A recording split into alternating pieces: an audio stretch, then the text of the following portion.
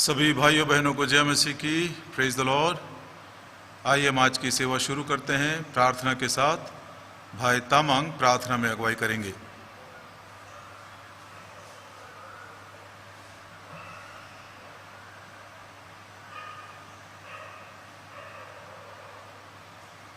पिताजी, जब हम अपने आप को देखते हैं, हम आपके चरण में आने के योग्य नहीं है।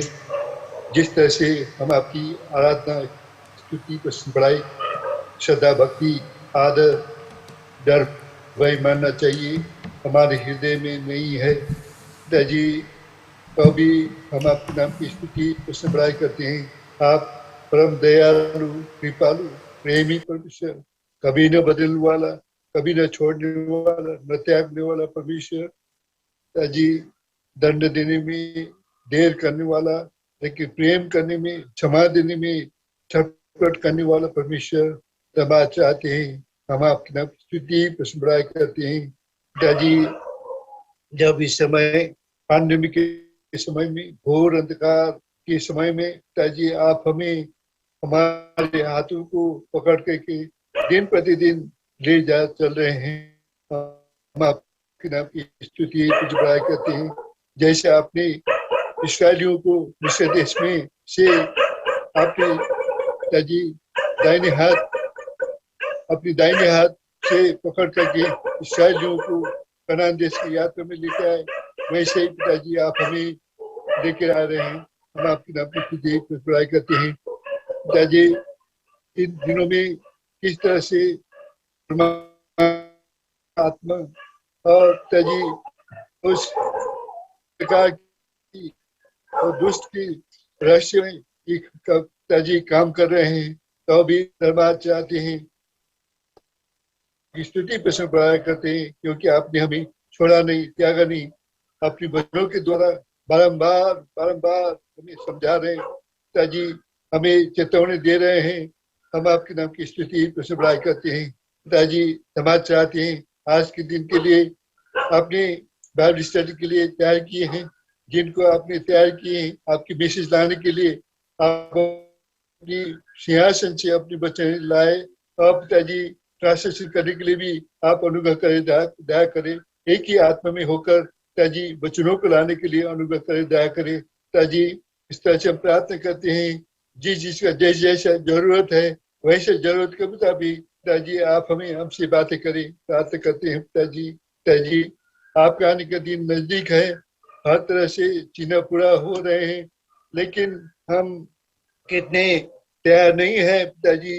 ये डर भी नहीं है कि आप आएंगे, और पिताजी जो तैयार है वो आपके साथ पिताजी मध्य आकर्षण मिलेंगे, लेकिन जो तैयार नहीं है भयंकर समय से जाना पड़ेगा। पिताजी, ये जानते हुए भी हम तैयार नहीं है पिताजी। हम उस 5 गुना कुमारी जैसे हैं जो तैयार तो थे, लेकिन पिताजी ब्राइड को मिल नहीं पाया, वैसे पिताजी ऐसे कंडीशन में है। पिताजी, हम प्रार्थना करते हैं आप ही हमें अनुग्रह कर, दया करें, हर तरह से पिताजी हमें पिताजी जो गिरे हुए हैं आप उठाइए, जो पीछे पड़े हैं उसको उठाइए, जो चलने में धीरे हैं उसको पिताजी साथ साथ ले जाइए, ताकि पिताजी हमारा दौड़ पूरा कर सके। पिताजी, आज के सारे सेवकाई को आपके हाथ में सौंपते हुए धन्यवाद विनती प्रार्थना एक बार फिर सभी हम याद करते हैं।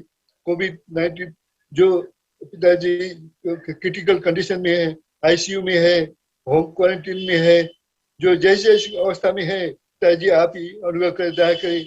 आपका अनुग्रह बिना हम कुछ नहीं कर सकते पिताजी। हम आपके सारे पिताजी भाई बहनों को जो इस अवस्था से होके जा रहे हैं आपके हाथ में सौंप देते हैं। धन्यवाद विनती प्रार्थना प्रभु यीशु मसीह के नाम में सुनकर ग्रहण कीजिए, आमीन।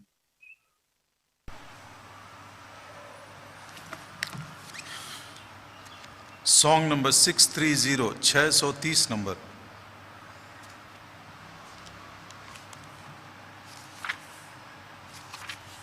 తెలుగులో 309, 309।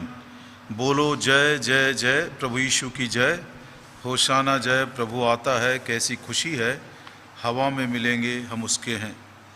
जैसे मैं हमेशा से बोलता आया हूँ, फिर से एक बार आपको मैं याद दिलाना चाहता हूँ, ये जो गीत है हमारे संदेश का पहला भाग है। सो ज़रूर अपना गीत किताब निकालिए, चाहे हिंदी में हो या तेलुगु में हो, और इस गीत को हमारे साथ साथ गाते जाइएगा। और यदि आपको नहीं आता है तो ज़रूर सीखिए।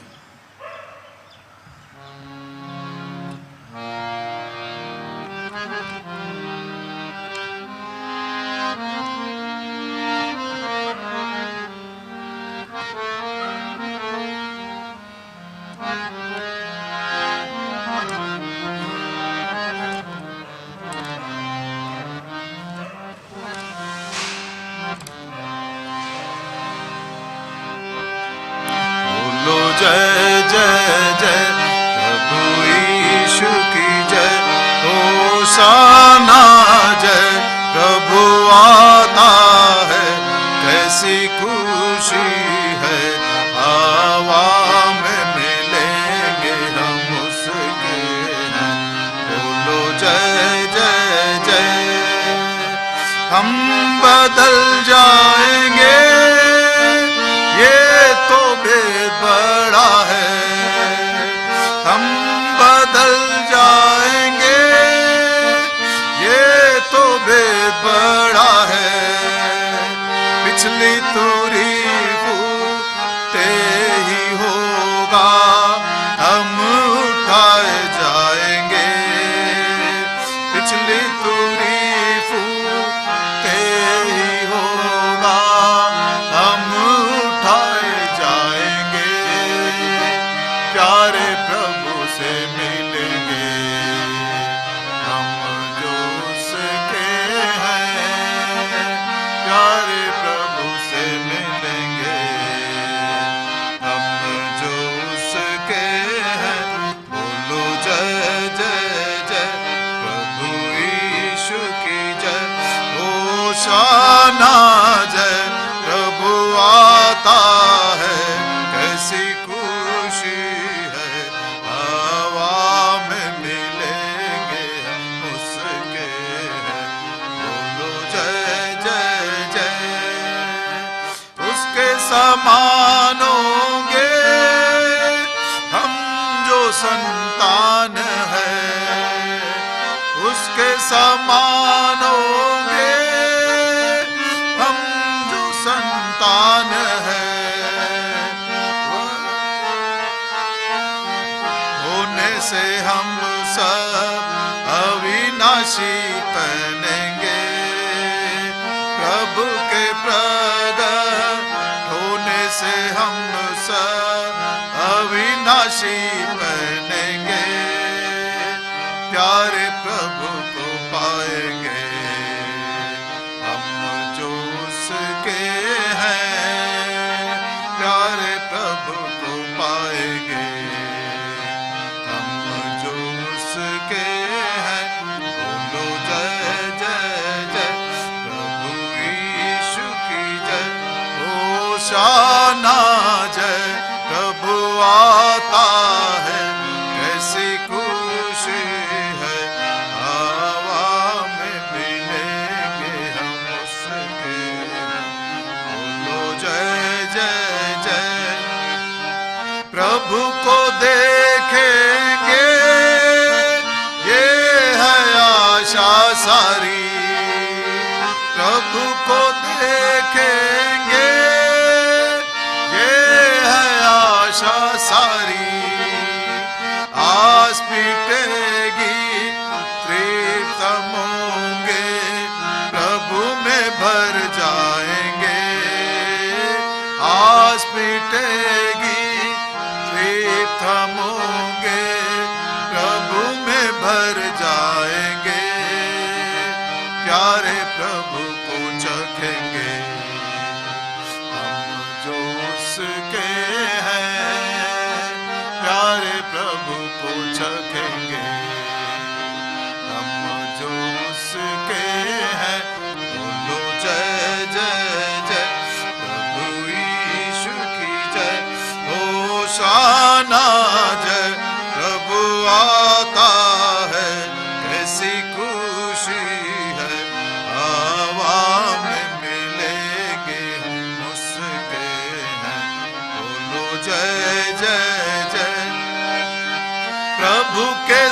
साथ रहेंगे, ये थी योजना उसकी। प्रभु के साथ रहेंगे, ये थी योजना उसकी।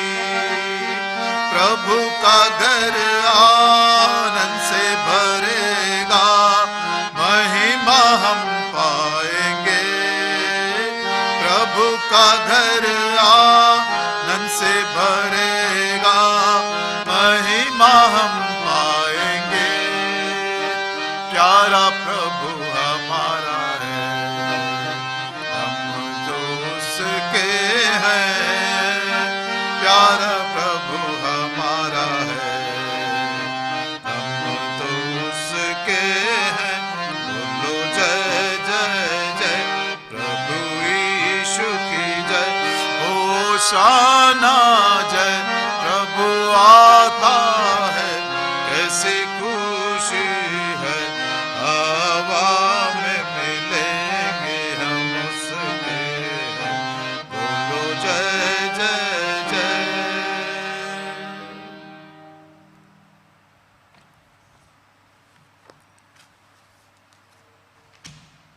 बाइबल कोरस गा लेते हैं।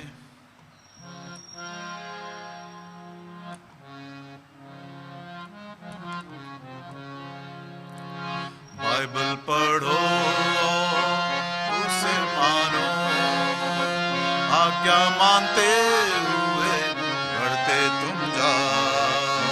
बाइबल पढ़ो, उसे मानो, आज्ञा मानते हुए बढ़ते तुम जाओ।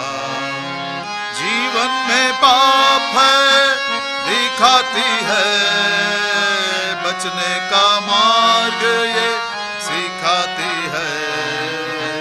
जो माने वो मनो बच जाता है, जीवन का आनंद वो पाता है।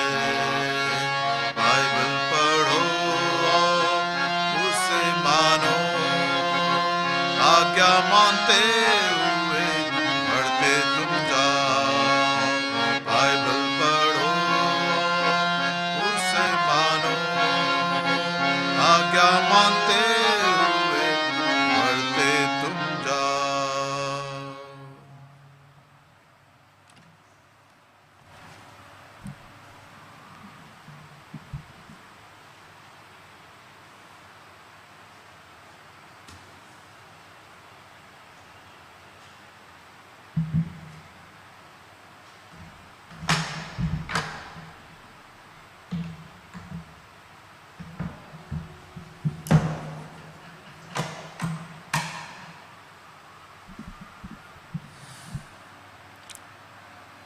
प्रेज लॉर्ड किरण।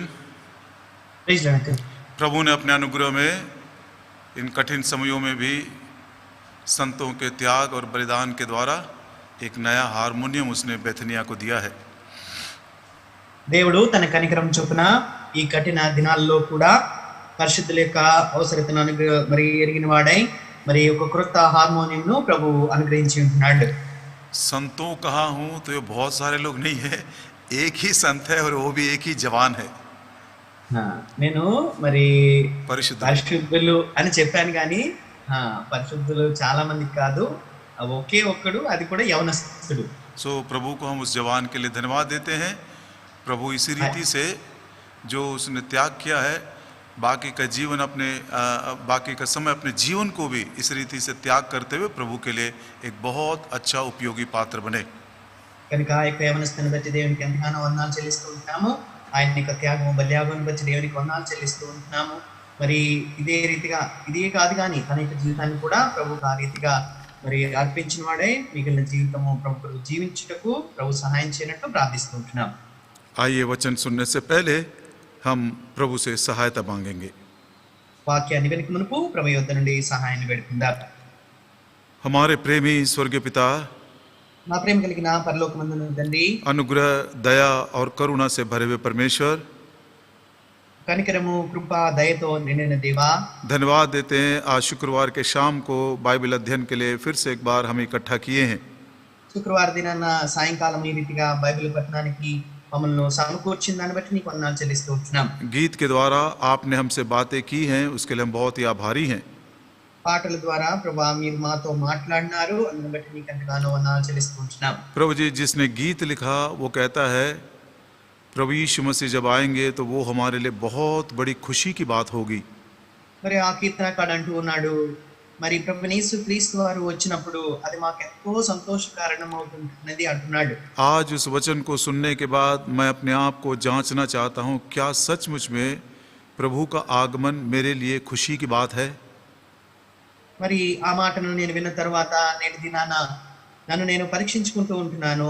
ప్రభు యొక్క రాకడ వార్త నాకు సంతోషకరమైన వార్తగా ఉంటూ ఉన్నదా లేదా? प्रभु जी, इस विषय में आप हमसे एक एक से व्यक्तिगत रूप से बातें करें. కనుక ప్రభా ఈ విషయమై మాతో ప్రతి ఒక్కరితో వ్యక్తిగతంగా మీరు మాట్లాడమని వేడుకుంటూ ఉన్నాం. जिसकी जैसी आवश्यकता हो उसके अनुसार आप हमसे बात करें. ప్రభా ఎవరికి ఏ అవసరత ఉన్నదో ఆ అవసరత కొలది మాలో ప్రతి ఒక్కరితో మీరు మాట్లాడమని వేడుకుంటూ ఉన్నాం. हम केवल वचन के सुनने वाले नहीं, लेकिन वचन के अनुसार चलने वाले हमको बनाइए.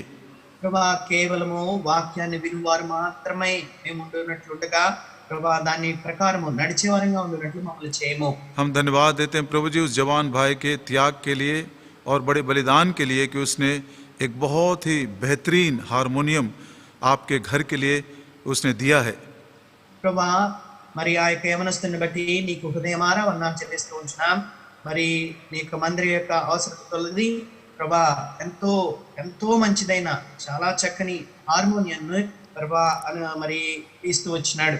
प्रभु जी, मैं हारमोनियम बजाने में बहुत निपुण तो नहीं हूँ, लेकिन सालों से ये मेरे जीवन का एक अंग बन गया है. మరి ప్రభా హార్మోనియం వాయించడంలో నేను ఎంతో నిపుణుడు కాదు కానీ మరి సంవత్సరాలుగా ఇది నాకు అలవాటు అయిపోయి ఉంటున్నది. और इसलिए मैं भी अच्छी रीति से उसको इस्तेमाल कर सकूं, मुझे भी कुशलता दीजिए और इसको आप अपने लहू के नीचे ढांप कर हर प्रकार के प्रभु जी उसको हार्म से और नुकसान से बचा कर रखिए. ప్రభా కనుక మరి నేను కూడా దాన్ని మరి నేర్చుకొని ఎంతో నైపుణ్యంతో కుశలతో ప్రభా వాయిద్యాన్ని వాయించడానికి నాకు జ్ఞానం దయచేయము. దాన్ని కూడా మంచిగా భద్రపరచుకోవడానికి మీరే కృప చూపించి మీ రక్త ప్రోక్షణ కిందకు తెచ్చుకుంటూ ఉన్నాం. अब प्रेमी प्रभु जी, वचन देने के लिए, वचन तर्जुमा करने के लिए, सुनकर ग्रहण करने के लिए आपके आत्मा का नया और ताज़ा अभिषेक हमको मिले. ప్రభా వాక్యాన్ని అందించడానికి, వాక్యాన్ని తర్జుమా చేయడానికి, వాక్యాన్ని మేము విని దాన్ని గ్రహించడానికి మీ ఆత్మ యొక్క నూతనమైన అభిషేకంను తాజాదనను దయచేయవలసిందిగా ప్రార్థిస్తూ ఉంటున్నాం. प्रभु जी, इंटरनेट की बड़ी तकलीफ है, लेकिन आपकी दया चाहते हैं किसी प्रकार का अवरोध ना हो. ప్రభా ఇంటర్నెట్ మమ్మల్ని ఎంతగానో ఇబ్బంది పెడుతూ ఉంటున్నది, అయినప్పటికీ నీ యొక్క దయను మేము కోరుకుంటూ ఉంటున్నాం.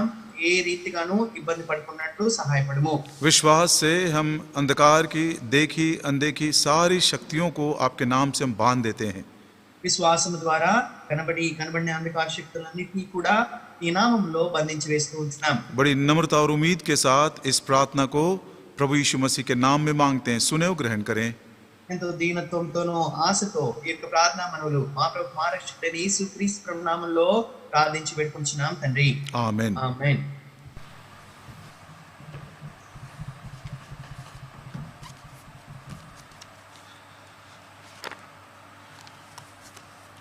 जो गीत हमने गाया उसमें मैं वो 2 लाइन फिर से पढ़ देता हूँ. बोलो जय जय जय प्रभु यीशु की जय, होशाना जय, प्रभु आता है, कैसी खुशी है.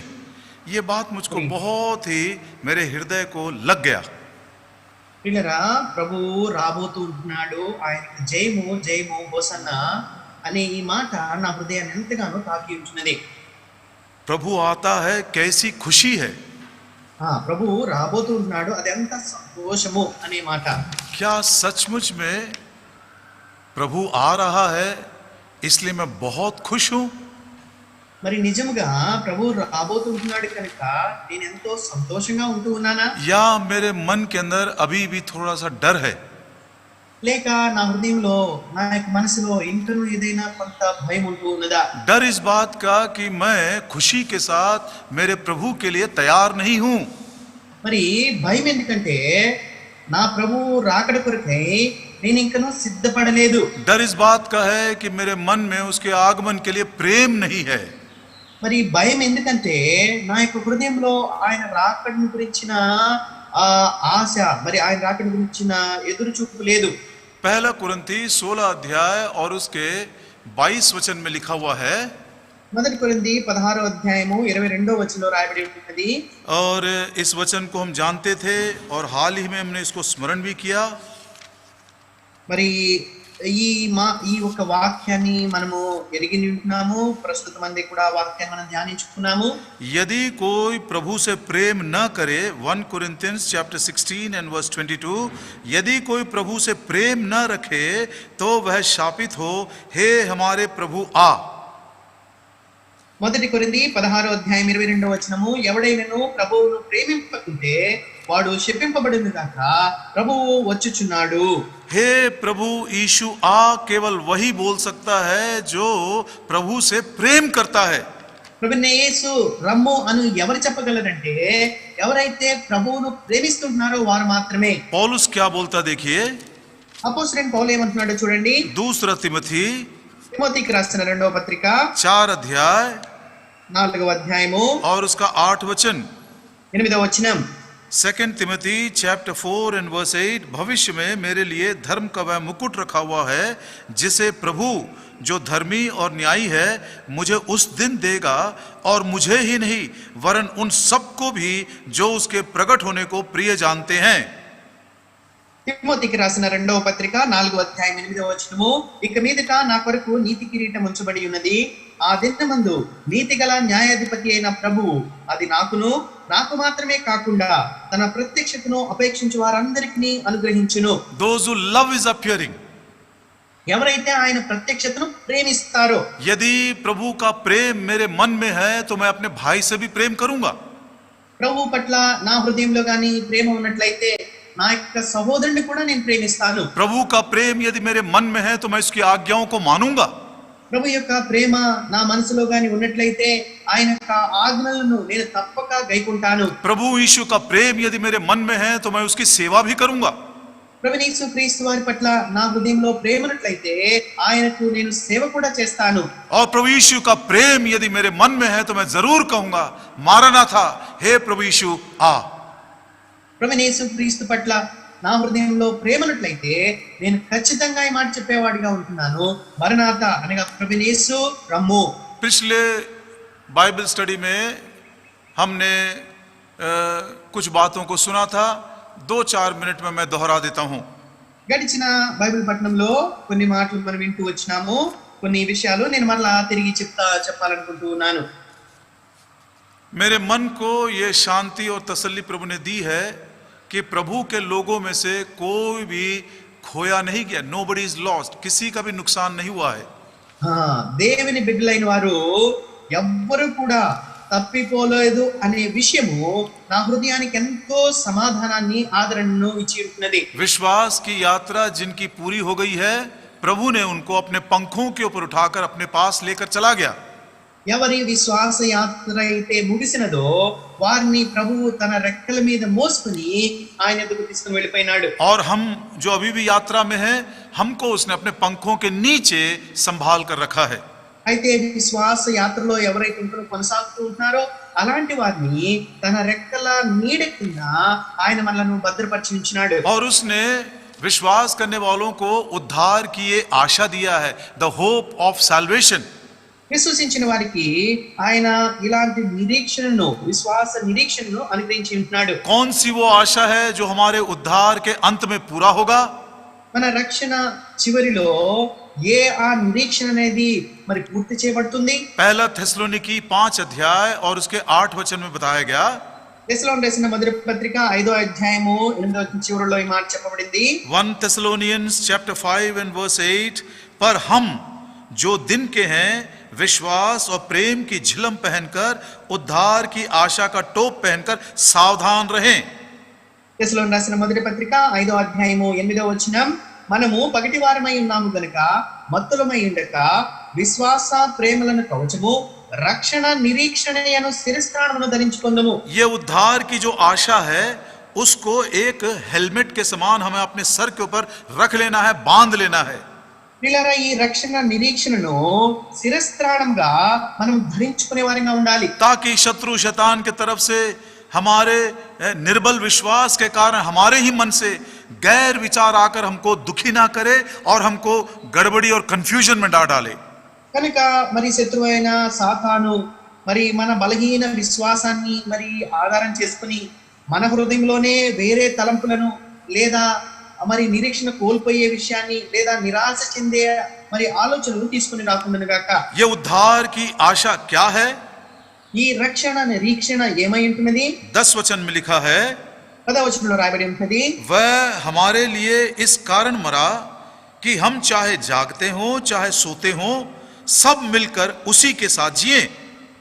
మొదటి దశలోనిక 5వ అధ్యాయం 10వ వచనము, మనము మేలుకొని ఉన్నను నిద్రపోవచ్చునను తనతో కూడా జీవించు నిమిత్తము ఆయన మన కొరకు మృతి పొందెను. और कहता इस कारण एक दूसरे को शांति दो और एक दूसरे की उन्नति का कारण बनो जैसा कि तुम करते भी हो. 11 वचन में 11వ వచనంలో మీరు ఏ రీతిగా చేస్తూ ఉంటారో అదే రీతిగా ఒకరినొకడు ఆదరించుకొని ఒకరికొకడు క్షేమాభివృద్ధి కలుగు చేసుకున్నదని చెప్పబడుతున్నది. इस समय हमारे सांत्वना के लिए बस यही विचार है. ప్రియులారా, ఈ సమయంలో మనకు కేవలం ఆదరణ ఇదే ఉంటున్నది. चाहे हम जागते रहें चाहे हम सोते हों, चाहे हम प्रभु के पास चले गए चाहे हम पृथ्वी पर जीवित हो, हम सब मिलकर प्रभु के साथ सदा सर्वदा जिएंगे. మనం మేలుకొని ఉన్నా అనగా బ్రతికి ఉన్నా, నిద్రపోవచ్చునను అనగా ఒకవేళ ప్రభు యొద్దకు వెళ్ళిపోయినా కానీ మనము జీవించే నిమిత్తమే ఆయన మన కొరకు బ్రతికి ఉంటున్నాడు. उन स्टूडेंट्स से पूछिए जो विदेशों में पढ़ने के लिए गए हैं और जब साल में एक बार उनको छुट्टी मिलती है और जब वो माता पिता के पास आते हैं या माता पिता उनके पास जाते हैं तो कितना ज्यादा वो खुशी के साथ उनका इंतजार करते हैं और उसके लिए तैयारी करते हैं. ప్రియులారా, విదేశాల్లో చదువుకునే విద్యార్థులను ఒకసారి అడిగి చూడండి. వారికి సంవత్సరానికి ఒకసారి సెలవులు ఇస్తారు. ఆ సమయంలో వారు తమ తల్లిదండ్రుల దగ్గరికైనా వస్తారు లేదా తమ తల్లిదండ్రులు వారి దగ్గరికైనా వెళ్ళే వారికి ఉంటారు. ఆ సమయంలో వారి యొక్క తల్లిదండ్రుల నిమిత్తమై వారు ఎంత సంతోషించే వారికి ఉంటారో వారు అడిగి చూడండి. कितनी खुशी की बात ये होनी चाहिए कि मेरे प्रियो में से जो मुझसे आगे गए हैं उनके साथ मिलकर मैं प्रभु के साथ हमेशा हमेशा के लिए जीऊंगा जब हमारे प्रभु यीशु मध्य आकाश में आएंगे. మరి ప్రభువైన యేసుక్రీస్తు వారు ఎప్పుడైతే మధ్య ఆకాశానికి వస్తారో, నా ప్రియులైన వారు ఎవరైతే నాకంటే ముందుగా వెళ్ళిపోయి ఉంటున్నారో వారితో పాటు నేను కలుసుకుని ఆయనతో సదాకాలము జీవించేవాడిగా ఉంటాననేది ఎంత గొప్ప ఆదరణ ఉంటున్నది. मेरा मन कहता है यदि इस प्रकार की खुशी हमारे प्रभु यीशु मसीह के आगमन के विषय में यदि नहीं है तो अवश्य अपने हृदयों को जांचना है कि क्या मेरे हृदय में प्रभु का प्रेम है या नहीं. కనుక మరి ఎవరికైతే ప్రభు రాకడ నిమిత్తమై ఇలాంటి మరి నిరీక్షణ సంతోషము లేదో అలాంటి వారందరూ కూడా తమ హృదయాలను పరీక్షించుకొని మరి మనం ఈ ప్రశ్న అడుక్కోవలసిన వారమై ఉంటున్నాము, ప్రభు పట్ల నా హృదయంలో ప్రేమ ఉన్నదా లేదా. एक और बात मैंने आपसे कहा था, ఇంకొక మాటను నేను మీతో చెప్తూ వచ్చాను. Death is very real. मृत्यु जो है बिल्कुल वास्तविक है. మరి మరణం అనేది ఎంతో వాస్తవమైనది. Fear also is very real. जो भय है वो भी बिल्कुल वास्तविक है. భయము కూడా నిజంగా వాస్తవమైనది. लेकिन पवित्र शास्त्र बाइबल में लिखा है परफेक्ट लव कास्टेथ अवे फियर. परिपूर्ण सिद्ध प्रेम जो है भय को निकाल देता है. అయితే బైబిల్ గ్రంథంలో రాయబడి ఉంటున్నది పరిపూర్ణమైన ప్రేమ భయమును వెళ్ళగొట్టును. पहला यूहन्ना యోహాను రాసిన మొదటి పత్రిక 4 अध्याय 4వ అధ్యాయము 18 वचन. 18వ వచనం. 1 John chapter 4 and verse 18. మొదటి యోహాను 4వ అధ్యాయం 18వ వచనం. प्रेम में भय नहीं होता वरन सिद्ध प्रेम भय को दूर कर देता है क्योंकि भय का संबंध दंड से होता है और जो भय करता है वो प्रेम में सिद्ध नहीं हुआ. యోహాను రాసిన మొదటి పత్రిక 4వ అధ్యాయం 18వ వచనము, ప్రేమలో భయం ఉండదు, అంతేకాదు పరిపూర్ణ ప్రేమ భయమును వెళ్ళగొట్టును. భయము దండనతో కూడినది, భయపడేవాడు ప్రేమ యందు పరిపూర్ణము చేయబడినవాడు కాడు. आइए उस वचन पर भरोसा रखते हुए हम कहेंगे, हे प्रभु जी धीरे धीरे रोज प्रतिरोज आपके प्रेम को मेरे हृदय में भरते जाइए. जितना प्रेम भरता जाएगा भय दूर होता जाएगा और ये सिद्ध प्रेम एक दिन हमको प्रभु के आगमन के लिए तैयार करेगा. हम प्रेम से परिपूर्ण होकर बोल सकते हैं, मारनाथा, हे प्रभु यीशु आ. కనుక ప్రియులరా ఈ వాక్యాన్ని ఆధారం చేసుకొని ప్రభుతో మనం చెబుదాము కాక, ప్రభువా మెల్లమెల్లగా నీ యొక్క ప్రేమను నా హృదయంలో నింపుము, తద్వారా నాలో ఉన్న భయమంతా తొలగిపోతుంది. ఎప్పుడైతే ఆ ప్రేమ నాలో పరిపూర్ణమవుతుందో నేను కూడా మరి భయం లేకుండా మారనాథ ప్రభుని యేసు రమ్ము అని నేను చెప్పగలుగుతాను గాక. वर्तमान दिनों की एक छोटी सी घटना है, उसको मैं एक बार ठीक से उसको मेंशन करूंगा सिर्फ, और उसके बाद फिर हमारे अध्ययन में चले जाएंगे. కనుక ప్రస్తుత దినాల్లో జరుగుతున్న ఒక సంఘటనను నేను తెలియపరిచి మరలా మన ధ్యానంలోనికి ముందు కొనసాగే వరంగా ఉంటాం. अपनी आंखें इस्राएल पर लगाए रखना प्लीज. మన యొక్క కన్నులు ప్రత్యేకంగా ఇశ్రాయేలు దేశం మీద ఉంచండి. क्योंकि अंतिम दिनों का जो भी घटना है, every event concerning the end days is going to be centred around the city called Jerusalem. పిల్లరా అంత్య దినాలకు సంబంధించిన ప్రతి సంఘటన కూడా ఇశ్రాయేల్ దేశపు మరి యెరూషలేము చుట్టూనే మరి తిరుగుతూ ఉండేవిగా ఉంటున్నాయి. 4 दिन पहले की बात है, जिसको टेंपल माउंट कहते हैं, यरूशलेम का मंदिर, उसको जला दिया गया. మరి 4 దినాల క్రితం సంగతి, మరి టెంపుల్ మౌంట్ అని మరి యెరూషలేంలో ఆ యొక్క దేవాలయాన్ని తగలబెట్టారు.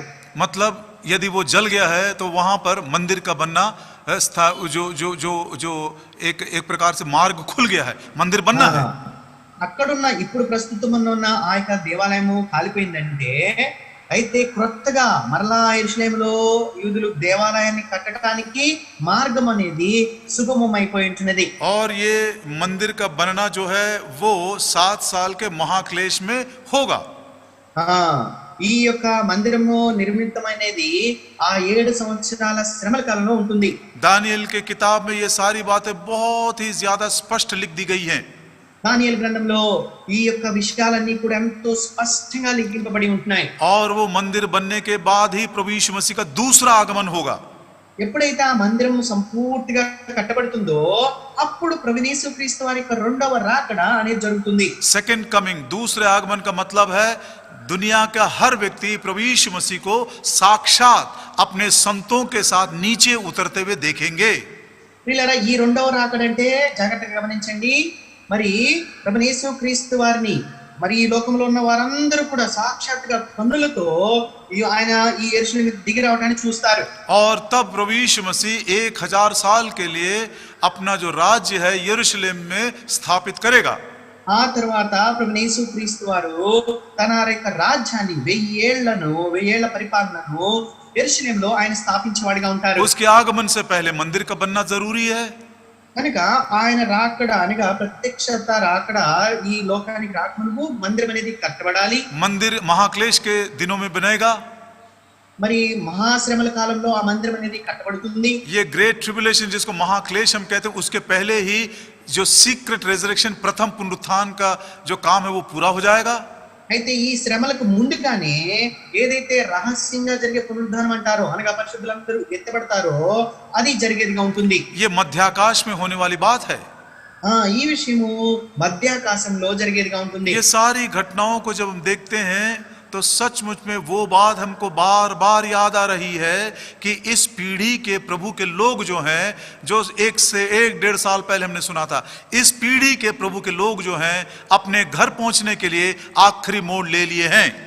ప్రియులరా, ఎప్పుడైతే ఈ రీతిగా మరి యెరూషలేములో మరి అనగా ఇశ్రాయేలు దేశంలో లేదా ప్రపంచంలో జరుగుతున్న ఈ విషయాలన్నీ మనం చూసినప్పుడు మనము గత సంవత్సరంన్నరగా మనం ధ్యానించుకున్న విషయము, ఈ తరము వారు తమ ఇంటికి వెళ్ళడానికి చివరి మలుపు తీసుకుని ఉంటున్నారు. सो जो थोड़ा समय अनुग्रह का प्रभु हमें दे रहा है, इस रीति से కొద్ది కృపా సమయాన్ని ప్రభు మనకు అనుగ్రహిస్తూ ఉన్నాడు. जब सारे पृथ्वी को वो हिला रहा है, हम भी अपने आत्मिक जीवन को ठीक ठाक करके तैयार हो जाएं. ఈ లోకానంతటిని కూడా దేవుడు కదిలించి వేస్తూ ఉంటుండగా మరి విశ్వాసులమైన మనము మన యొక్క ఆత్మీయ జీవితాన్ని సరి చేసుకుందాము గాక. अब पहला थेसलोनिका का पहला अध्याय, తెస్సలోనికీయులకు రాసిన మొదటి పత్రిక మొదటి అధ్యాయము हम आखिरी के 2 वचन 9 और 10 पढ़ेंगे. 9-10 వచనాలు మనం చదువుకుంటాం. 1 Thessalonians chapter 1 verses 9 and 10. తెస్సలోనికీయులకు రాసిన మొదటి పత్రిక మొదటి అధ్యాయము 9-10 వచనాలు. क्योंकि वे आप ही हमारे विषय में बताते हैं कि तुम्हारे पास हमारा आना कैसे हुआ और तुम कैसे मूर्तों से परमेश्वर की ओर फिरे ताकि जीवते और सच्चे परमेश्वर की सेवा करो और उसके पुत्र के स्वर्ग पर से आने की बाट जोते रहो, जिसे उसने मरे हुए में से जिलाया, अर्थात यीशु की, जो हमें आने वाले प्रकोप से बचाता है। దశలోని రాసిన మొదటి పత్రిక 9-10 వచనాలు. మీ యొద్ద మాకెట్టి ప్రవేశం కలిగెను, అక్కడి జనులు మమ్మను గూర్చి తెలియజెప్పుచున్నారు. మరియు మీరు విగ్రహములను విడిచిపెట్టి జీవగల వాడును సత్యవంతుడునకు దేవునికి దాసులగుటకును దేవుడు మృతుల్లో నుండి లేపిన యేసు అనగా రాబోవు ఉగ్రత నుండి మనలను తప్పించుచున్న ఆయన కుమారుడైన యేసు పరలోకము నుండి వచ్చునని ఎదురు చూచుటకును మీరేలాగూ దేవుని వైపు తిరిగితిరో ఆ సంగతి వారే తెలియజేయుచున్నారు. ग्रेट ट्रिब्युलेशन के समय में जब wiles of the wrath of God, महाक्लेश के समय में परमेश्वर के क्रोध के वो 7 प्याले छोटे छोटे इंस्टॉलमेंट्स में जब पृथ्वी के ऊपर आएगा, तो वो हमारे सहने के बाहर की बात है. పిల్లరా, మహాశ్రమల కాలంలో అనగా దేవుని యొక్క ఉగ్రత ఈ లోకానికి వచ్చినప్పుడు, అనగా ఆ శ్రమలు 7 పాత్రల రూపంలో ఈ లోకం మీద కుమ్మరింపబడతాయి. ఆ యొక్క శ్రమలు అనేవి మనము సహించలేనివి, భరించలేనివి. इसलिए वो कहता है यीशु मसीह आने वाले प्रकोप से हमको बचा लेंगे, इसलिए वो आ रहे हैं लेने के लिए. కనుక ప్రియులారా, ఆ వాక్యాన్ని మీరు గమనించినట్లయితే రాబోవు ఉగ్రత నుండి మనల్ని తప్పించుచున్న ఏ కుమారుడైన యేసు అనగా దాన్ని తప్పించిన కొరకే యేసుక్రీస్తు వారు రాబోతూ ఉంటున్నాడు. और दानियल कहता है ऐसे प्रकोप का वो समय है, प्रभु यीशु मसीह ने भी बोला मत्ती के 24 अध्याय में, ऐसे प्रकोप का वो समय है कि यदि प्रभु अपनी दया में दिन को छोटा ना करे तो सहना मनुष्य के बस की बात नहीं है. పిల్లరా, ఈ దీని గురించి దానియేలు గ్రంథంలో రాయబడింది. అదే రీతిగా మత్తయి సువార్త 24వ అధ్యాయంలో ప్రభు యేసుక్రీస్తు వారు కూడా తెలియపరుస్తూ వచ్చినాడు. ఆ యొక్క దినాలు తక్కువ చేయబడకపోతే మరి ఏర్పరచబడిన వారు సైతము మరి మరి తప్పిపోతారు, తొలగిపోతారని అక్కడ చెప్పబడి ఉంటున్నది. रेवलेशन में एक और बात उसने लिखा है. ప్రకటన గ్రంథంలో ఇంకొక మాట రాయబడి ఉంటున్నది. खुद प्रभु यीशु मसीह देवटों के बीच में, मतलब कलीसिया में महिमा के साथ संचार करते हुए, घूमते घामते हुए एक बात उसने प्रतिज्ञा के रूप में दी है.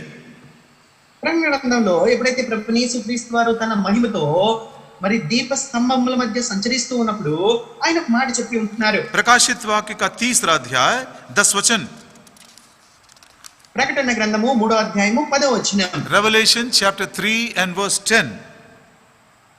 ప్రకటన గ్రంథము 3వ అధ్యాయం 10వ వచనం. तूने मेरे धीरज के वचन को थामा है, इसलिए मैं भी तुझे परीक्षा के उस समय बचा रखूंगा जो पृथ्वी पर रहने वालों के परखने के लिए सारे संसार पर आने वाला है. నీవు నా ఓర్పు విషయమైన వాక్యమును గైకొంటివి కనుక భూనివాసులను శోధించుటకు లోకమంతటి మీదకి రాబో శోధన కాలంలో నేను నిన్ను కాపాడేదను.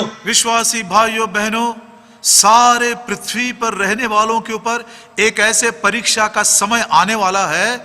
मैं सोचता हूं उस परीक्षा के ऊपर विजय पाना बहुत ही मुश्किल है, इसलिए मैं उस परीक्षा से बचाकर मैं खुद तुमको लेकर चला जाऊंगा.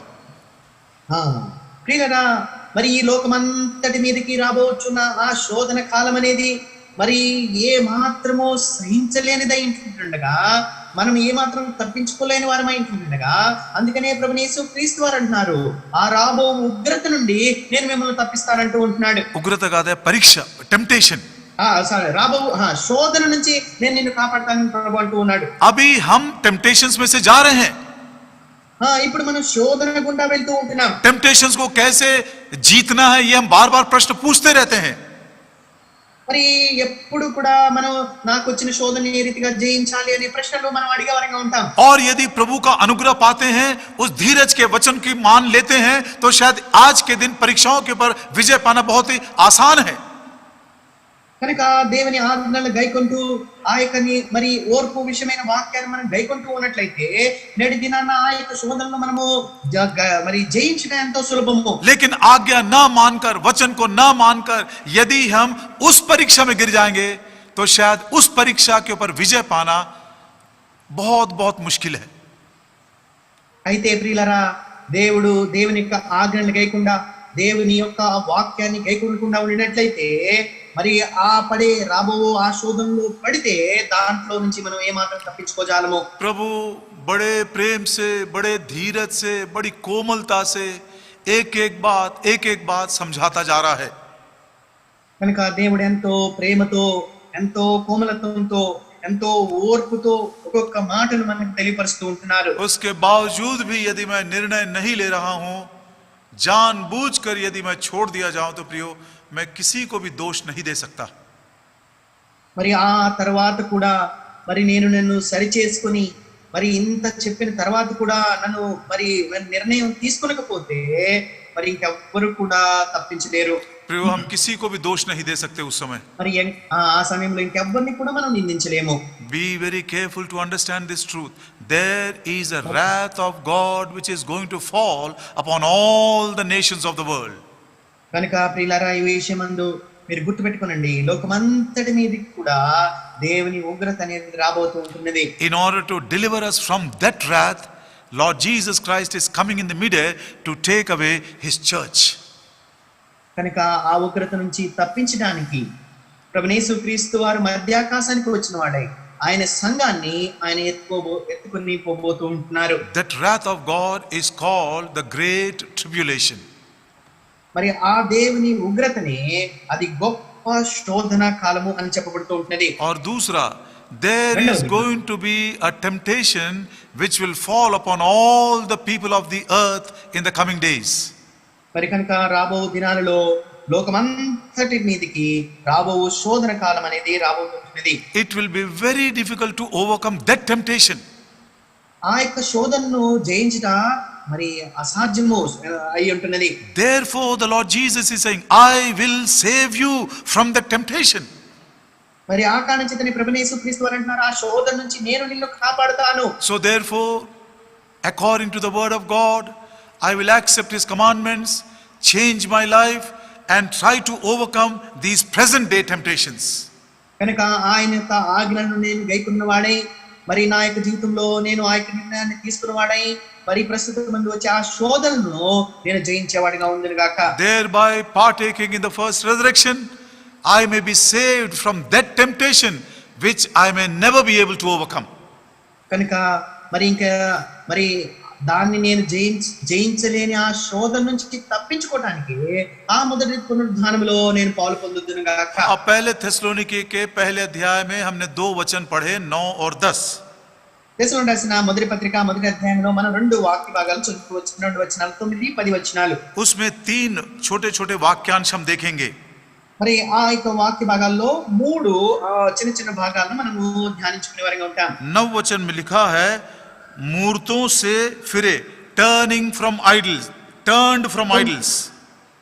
9వ వచనం అనగా మనకి 9, 10 కలిసి ఉంటున్నా. అయితే మొదటి భాగం గమనించినట్లయితే మీరు విగ్రహములను విడిచిపెట్టి.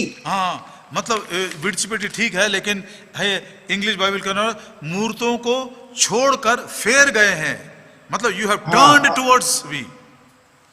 మనకి ఆ చివరి మాటలో ఉంటున్నది, మనకి మొదటి భాగంలోనేమో విగ్రహములను విడిచిపెట్టని, చివరిలో మీరేలాగూ దేవుని వైపునకు తిరిగిద్దురో. दूसरा, turned from idols to serve the living God, जीवते और सच्चे परमेश्वर की सेवा करना.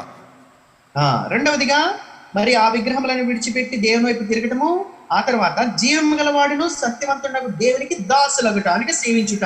और 10 वचन में लिखा है, उसके पुत्र के स्वर्ग पर से आने की बाट जोते रहो. మరి 10వ వచనం అనగా 3వ మాటలో ఉంటున్నది, పరలోకము నుంచి ఆయన రాబోతున్న ఆయన కొరకు ఎదురు చూచుట. ये तीनों काल, तीनों टेंसेस देखिए कितना सुंदर है. ప్రియులారా, ఈ కాలాలు, ఈ 3 కాలాలు ఎంత సుందరంగా ఉన్నాయో గమనించండి. पास्ट टेंस, भूतकाल में टर्न्ड फ्रॉम आइडल्स, मूर्तों से फेर लिए. మరి భూతకాలంలో అనగా పూర్వకాలమందు విగ్రహములను విడిచిపెట్టి దేవుని వైపు తిరిగారు. और वर्तमान काल में जीवते और सच्चे परमेश्वर की सेवा कर रहे हो. మరి ప్రస్తుతమందు జీవగలవాడును సత్యవంతుడగు దేవుని సేవిస్తూ ఉంటున్నారు. और भविष्य में उसके पुत्र के आगमन की बाट जो रहे हो. మరి భవిష్యత్తులో అనగా రాబో కాలమందు మరి ఆయన రాకడ కొరకు మనం ఎదురు చూస్తూ ఉంటున్నాం. कितना सुंदर ये क्रम है. जब तक कि हम मूर्तों से नहीं फिरेंगे, हम जीवते परमेश्वर की सेवा नहीं कर सकते. ఇలా ఈ యొక్క క్రమం ఎంత మంచిగా ఉంటున్నదో గమనించండి. ఎప్పటి వరకైతే ఆ విగ్రహములను విడిచిపెట్టి దేవుని వైపు తిరగమో అప్పటి వరకు జీవము గలవాడును సత్యవంతుడైన దేవుణ్ణి మనం ఏమాత్రము సేవించలేము. यदि हम जीवते और सच्चे परमेश्वर की सेवा नहीं कर रहे हैं तो उसके पुत्र के आगमन की बाट भी नहीं जो रहे हैं. జీవం గలవాడును సత్యవంతుడైన దేవుణ్ణి మనం గాని సేవించకపోతే ఆయన కుమారుని యొక్క రాకడ కొరకు మనం ఏ మాత్రం ఎదురు చూడలేము. मैं इंग्लिश में भी बोल देता हूं कुछ लोगों के लाभ के लिए. కొంతమంది లాభం కొరకే నేను ఈ మాటలు ఇంగ్లీష్ లో కూడా తెలియపరుస్తాను. Unless we have turned from the idols in the past, today I will not be serving the true and the living God. భూతకాలమందు అనగా గతంలో విగ్రహములను విడిచిపెట్టి దేవుని వైపు నేను తిరగనట్లయితే ప్రస్తుత కాలంలో జీవము గలవాడును సత్యవంతుడైన దేవుణ్ణి నేను సేవించలేను. And in the present, if I'm not serving the true and the living God, I will never be looking forward for the coming of that great God, my loving Savior, the Lord Jesus Christ. ప్రస్తుతమందు జీవము గలవాడును సత్యవంతుడైన ఆ దేవుని గాని నేను సేవించకుండా ఉండినట్లయితే భవిష్యత్తులో అనగా రాబో కాలంలో प्रभु यीशु क्रिस्त वारी पर राकड़ करको ने मात्र सिद्धपडलेनु. इस बात को मैं आज जांचना चाहता हूं कि सचमुच में क्या मैंने मूर्तों से फेर लिया है. Have I turned from the idols? కనుక నేటి దినాన ఈ విషయాన్ని నా యొక్క జీవితంలో నేను నిశ్చయపరచుకోవాలనుకుంటూ ఉంటున్నాను. విగ్రహములను నేను విడిచిపెట్టి దేవుని వైపు తిరిగినానా లేదా.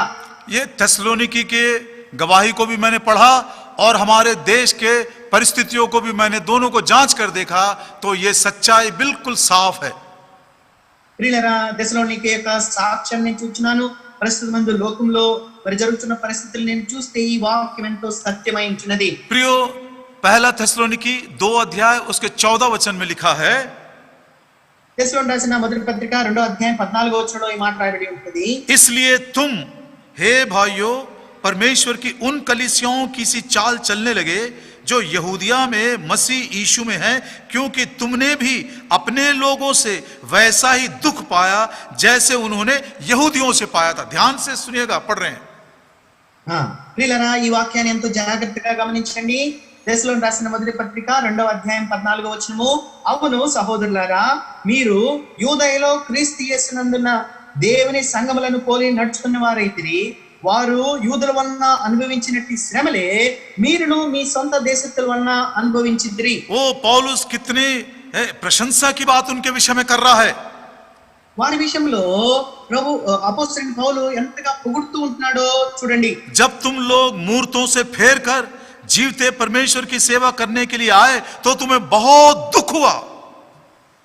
ఎప్పుడైతే మీరు విగ్రహములను విడిచిపెట్టి జీవం గల దేవుని వద్దకు మీరు వచ్చినారో మీరు ఎన్నో శ్రమలు అనుభవించినారు. ये बात तुमने यहूदिया में यरूशलेम में विश्वासियों को भी देखा है. మరి ఈ విషయాన్ని మరి యూదయలో ఉన్న మరి యెరూషలేములోను ఉన్న మరి జనుల విషయంలో చూస్తూ వచ్చినారు. वे भी जब उन सारे डेड रिचुअल्स को, उस धर्म को छोड़कर प्रभु यीशु मसीह की ओर वापस आए तो उनको भी वहां पर बहुत दुख सहना पड़ा.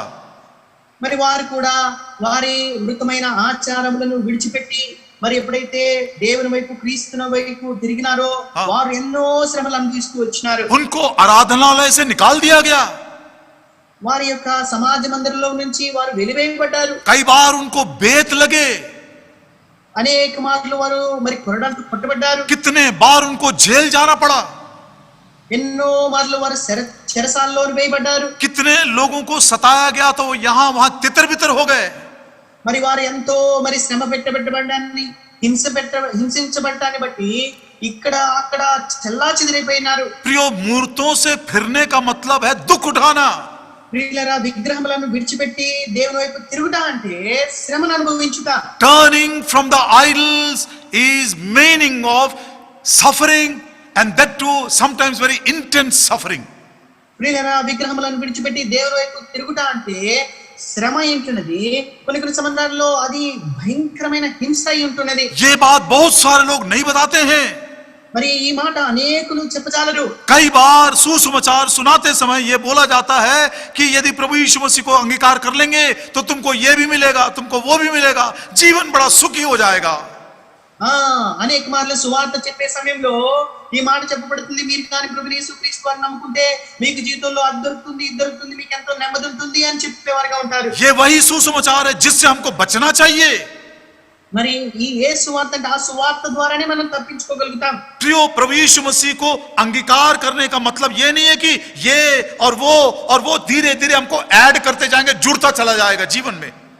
ప్రభునేసు క్రీస్తు వారిని నమ్ముకోవటం అంటే, ప్రభునేసు క్రీస్తు వారిని అంగీకరించడం అంటే మన యొక్క జీవితంలో ఏదో అదో ఇదో ఏదో వచ్చి చేరతాయి అనేది కాదు. अरे यीशु को हमने अंगीकार कर लिया, उस यीशु ने हमारे साथ ये भी लेकर आया, वो भी लेकर आए, ये भी लेकर आए, ये सारी बातें जुड़ जाएंगी. कितना ज्यादा धोखे में हम जीवन बिता रहे हैं.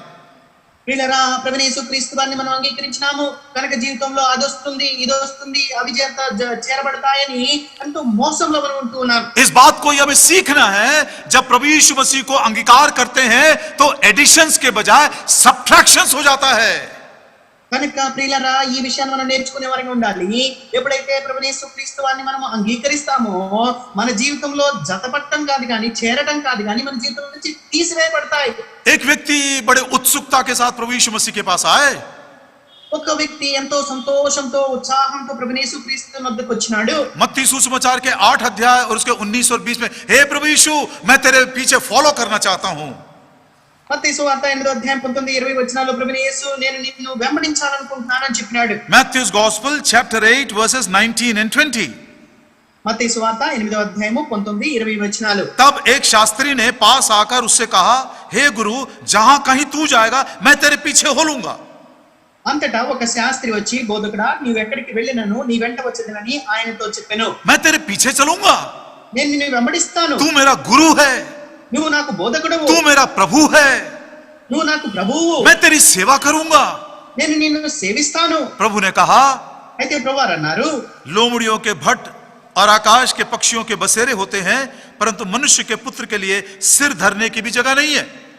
అందుకు యేసు నక్కలకు బొరియలను ఆకాశ పక్షులకు నివాసములు కలవు గాని మనుష్య కుమారునికి తలవాల్చుకొనుటకైనను స్థలం లేదని అతనితో చెప్పెను. ध्यान दीजिए, यीशु को अपना गुरु और स्वामी प्रभु मानकर उसकी सेवा करने के लिए उसके पीछे यदि चलना चाहते हैं तो रहा सहा आपका घर भी छोड़ देना पड़ेगा, सर छिपाने के लिए भी आपको जगह नहीं मिलेगा.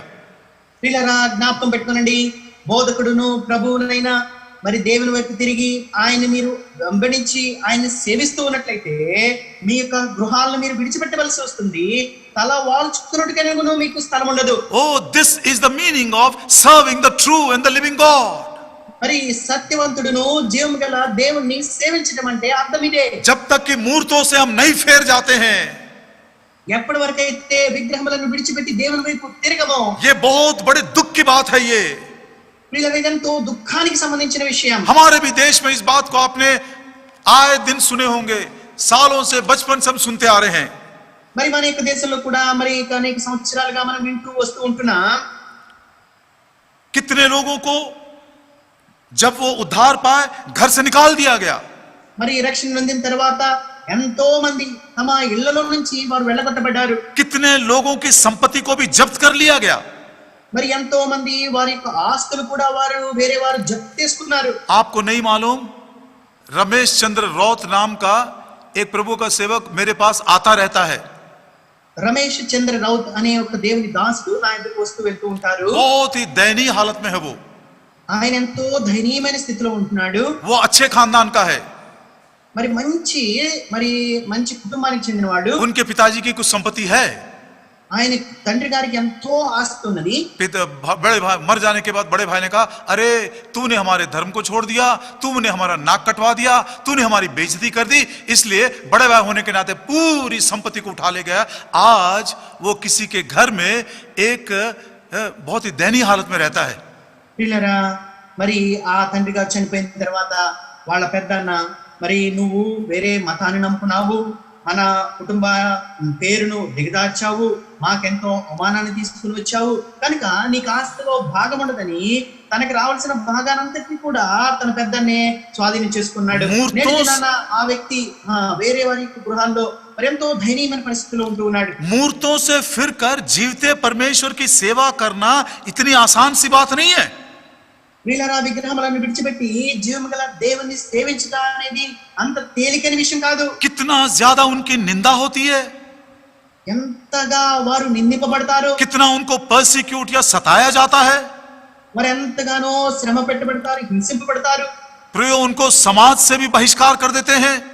మరి వారి యొక్క సమాజంలో నుండి కూడా వారు వెలివేయబడతారు. और कुछ कुछ ऐसे भी हमने गवाही सुने कि उन्होंने अपने प्राण को भी दे दिए. మనం కొన్ని కొన్ని సాక్ష్యాలు వింటూ ఉంటాం, వారు తమ ప్రాణాలు సైతం కోల్పోయిన వారుగా ఉంటున్నారు. This is a solemn truth for those who are looking forward for the coming of Lord Jesus Christ. ప్రియులారా, ప్రభువైన యేసుక్రీస్తు వారి రాకడ కొరకై ఎవరైతే ఎదురు చూస్తూ ఉన్నారో వారందరికీ కూడా ఇదెంతో గంభీరమైన సత్యమై ఉంటున్నది. Turning from the idols, serving the true and living God. విగ్రహములను విడిచిపెట్టి జీవము గలవాడును సత్యవంతుడైన దేవుణ్ణి సేవించుట. एक मसीही होने के नाते, एक विश्वासी होने के नाते इस बात को मैं बड़े हियाव के साथ बोल सकता हूं कि मेरे पास, मेरे घर में ऐसे सोना चांदी और ये लकड़ी के या मट्टी के कोई भी मूर्त नहीं है. మరి ఒక క్రైస్తవుడిగా లేక ఒక విశ్వాస కుటుంబంలో పుట్టినవాడిగా నేను ఎంతో ధైర్యంతో మరి ఈ మాట చెప్పవచ్చు, మా యొక్క ఇంట్లో మరి చెక్కతో గాని రాయితో గాని బంగారం వెండితో చేసిన ఎటువంటి విగ్రహము లేదని నేను చెప్పవచ్చు. अरे मेरे घर में तो कई प्रकार के फोटोज भी नहीं है.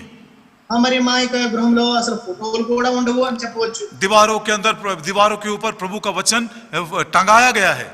మరి మా యొక్క ఇళ్ళల్లో అయితే మరి మా యొక్క గోడలకు దేవుని వాక్యం అంటించబడి తగిలించబడి ఉంటుందని చెప్తారు. सो प्रभु यीशु मसीह के आगमन के बाट जोने वालों के लिए टर्निंग फ्रॉम आइडल्स, ये विचार कैसे हमको लागू होता है और क्या ये पाठ हमको सिखा रहा है. కనుక దేవుని రాకడ కొరకై ఎదురు చూచే వారి విషయంలో విగ్రహములను విడిచిపెట్టి దేవుని వైపు తిరుగుతా సత్యవంతుడైన దేవుని సేవించడం అనేది ఏ రీతిగా వర్తిస్తుందో మనం చూద్దాం. निर्गमन की किताब में నిర్గమకాండంలో उसका 19 अध्याय 19వ అధ్యాయము मूसा परमेश्वर के पास सीने के पहाड़ के ऊपर चला गया మోషే దేవుని యొద్దకు సీనాయి కొండ మీదకు వెళ్తాడు. और उसके आने में कुछ देर हो गई. ఆయన రావటంతో కొంత ఆలస్యం అవుతుంది. ये बात माफ करिएगा, 19 में नहीं 32 अध्याय में, चैप्टर 32 में है. క్షమించండి, ఈ విషయం 32వ అధ్యాయంలో ఉంటున్నది. उसका पहला वचन में लिखा है, మొదటి వచనంలో రాయబడి ఉంటున్నది, जब लोगों ने देखा कि मूसा को पर्वत से उतरने में विलंब हो रहा है, तब वे हारून के पास इकट्ठे होकर कहने लगे, अब हमारे लिए देवता बना जो हमारे आगे आगे चले, क्योंकि उस पुरुष मूसा को जो हमें मिस्र देश से निकाल ले आया है, हम नहीं जानते उसका क्या हुआ. నిర్గమకాండము 32వ అధ్యాయం మొదటి వచనము, మోషే కొండ దిగకుండా కడువు చేయట ప్రజలు చూచినప్పుడు ఆ ప్రజలు అహరోను వద్దకు కూడి వచ్చి, లెమ్ము మా ముందర నడుచుటకు ఒక దేవతను మా కొరకు చేయము, ఐగుప్తులో నుండి మమ్మల్ని రప్పించిన ఆ మోషే అనువాడు ఏమాయనో మాకు తెలియదని అతనితో చెప్పిరి. ये पहला सत्य आप सुनिएगा ध्यान से. ప్రియులారా, ఇది మొదటి సత్యమై ఉంటున్నది, దీన్ని జాగ్రత్తగా వినండి. वे प्रभु के लोग हैं. వారు ప్రభు ప్రజలై ఉంటున్నారు. मेमने के लहू के द्वारा उनको छुटकारा मिला है. గొర్రె పిల్ల రక్తం ద్వారా వారికి విమోచన దొరికి ఉంటున్నది. विश्वास से उन्होंने फसह के पर्व को मनाया था. విశ్వాసం ద్వారా పస్కా పండుగను వారు ఆచరించిన వారుగా ఉంటున్నారు. लेकिन जब मूसा के आगमन में देर हो गई, అయితే మోషే యొక్క రాకడ ఎప్పుడైతే ఆలస్యమైందో वे मूर्ति पूजा में गिर गए. వారు విగ్రహారాధనలో పడిపోయినారు. हमसे भी प्रभु यही बात बोल रहा है. మనతో కూడా ప్రభు ఇదే చెప్తూ ఉంటున్నాడు. प्रभु के आगमन में यदि देर हो रही है तो इस अंतराल में विश्वासी लोग भी मूर्ति पूजा में गिर रहे हैं. మరి ప్రభు యొక్క రాకడ గాని ఏదైనా కొంత ఆలస్యం అయితే ఈ మధ్యలోని విశ్వాసులైన వారు విగ్రహారాధనలో పడిపోతుంటున్నారు. अब 6 वचन में पढ़ते हैं. ఇప్పుడు 6వ వచనంలో చదువుకుంటాము. दूसरे दिन लोगों ने भोर को उठकर होम बलि चढ़ाए, मेल बलि ले आए, फिर बैठकर खाया पिया और उठकर खेलने लगे. మరునాడు వారు ఉదయమున లేచి దహన బలులను సమాధాన బలులను అర్పించిరి. అప్పుడు జనులు తినుటకును త్రాగుటకును కూర్చుండి ఆడుటకు లేచిరి. इसमें कोई भेद नहीं है. ఇలా దీంట్లో వేరే తేడా అనేది లేదు. हारून महायाजक भी उसी में शामिल है. ఇలా ప్రధాన యాజకుడైన అహరోను కూడా దీనిలో పాలుపొంది ఉంటున్నాడు. इस्राएल के पुरनिये भी इसमें शामिल हैं. ఇశ్రాయేల్ యొక్క పెద్దలు కూడా దీనిలో భాగమై ఉంటున్నారు. और the princess of Israel, Israel के जो हाकिम है वो भी इसी में है. ఇశ్రాయేల్ యొక్క నాయకులైన వారు, అధిపతులైన వారు కూడా దీనిలో భాగంగా ఉంటున్నారు. मूसा के आगमन में देर हुई और वे मूर्ति पूजा में पड़ गए. మోషే రాకడ ఆలస్యం అవటంలో వారు విగ్రహారాధనలో పడిపోయినారు. प्रभु यीशु मसीह के आगमन में देर हो रही है और विश्वासी लोग मूर्ति पूजा में गिर रहे हैं. మరి ప్రభువైన యేసుక్రీస్తు వారి యొక్క రాకడ ఆలస్యం అవుతూ ఉంటున్నది కనుక విశ్వాసులైన వారు విగ్రహారాధనలో పడిపోతుంటున్నారు. इस बात को डॉक्टर लूक, बड़ा विद्वान है वो अपने किताब में लिखता है, Acts of Apostles chapter 7 verses 40 and 41. అపోస్తల కార్యములు 7వ అధ్యాయము 40-41 వచనాల్లో మరి వైద్యుడైన లూకా ఎంతో జ్ఞానవంతుడు, ఆయన ఈ మాటలు చెప్తూ ఉంటున్నాడు. उसने क्या समझा देखिए इसके बारे में। దీని విషయమై ఆయన ఏం అర్థం చేసుకున్నాడో చూడండి. प्रेरितों के काम उसका 7 अध्याय అపోస్తల కార్యములు 7వ అధ్యాయము 40 और 41, 40 and 41। 40-41 వచనాలు. और हारून से कहा, हमारे लिए ऐसे देवता बना जो हमारे आगे आगे चले, क्योंकि यह मूसा जो हमें मिस्र देश से निकाल लाया, हम नहीं जानते उसे क्या हुआ।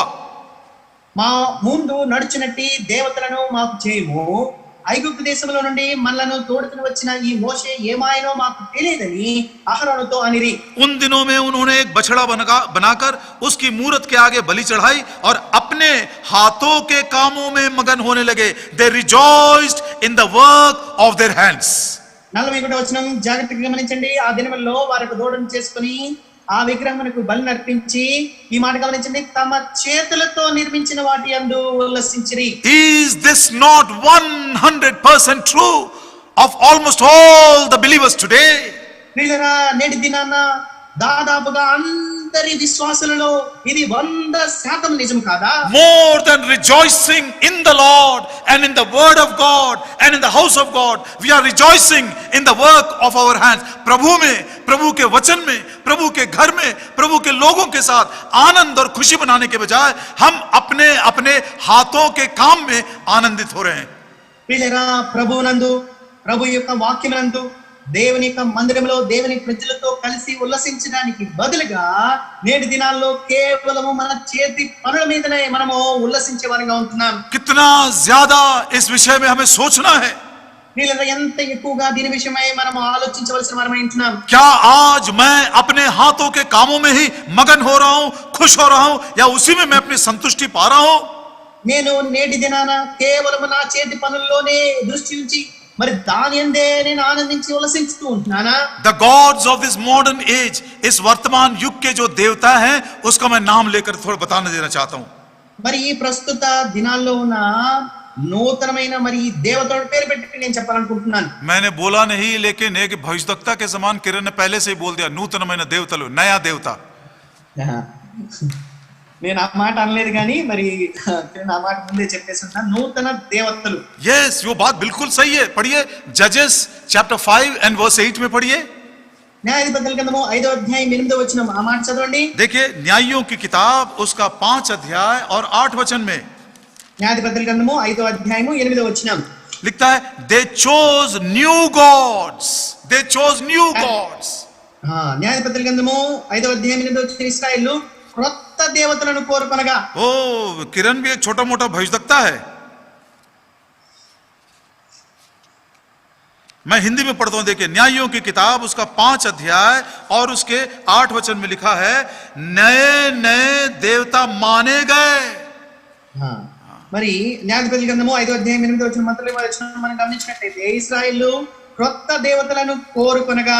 आज प्रभु के लोग भी नए नए देवताओं को बना लिए हैं और उसी की पूजा कर रहे हैं। పిల్లరా, నేటి దినాల్లో దేవుని బిడ్డలైన వారు కూడా క్రొత్త క్రొత్త దేవతలను ఏర్పరచుకొని వాటిని పూజిస్తూ ఉంటున్నారు। ये देवताओं को हमारे माता पिता, हमारे बाप दादे नहीं जानते थे।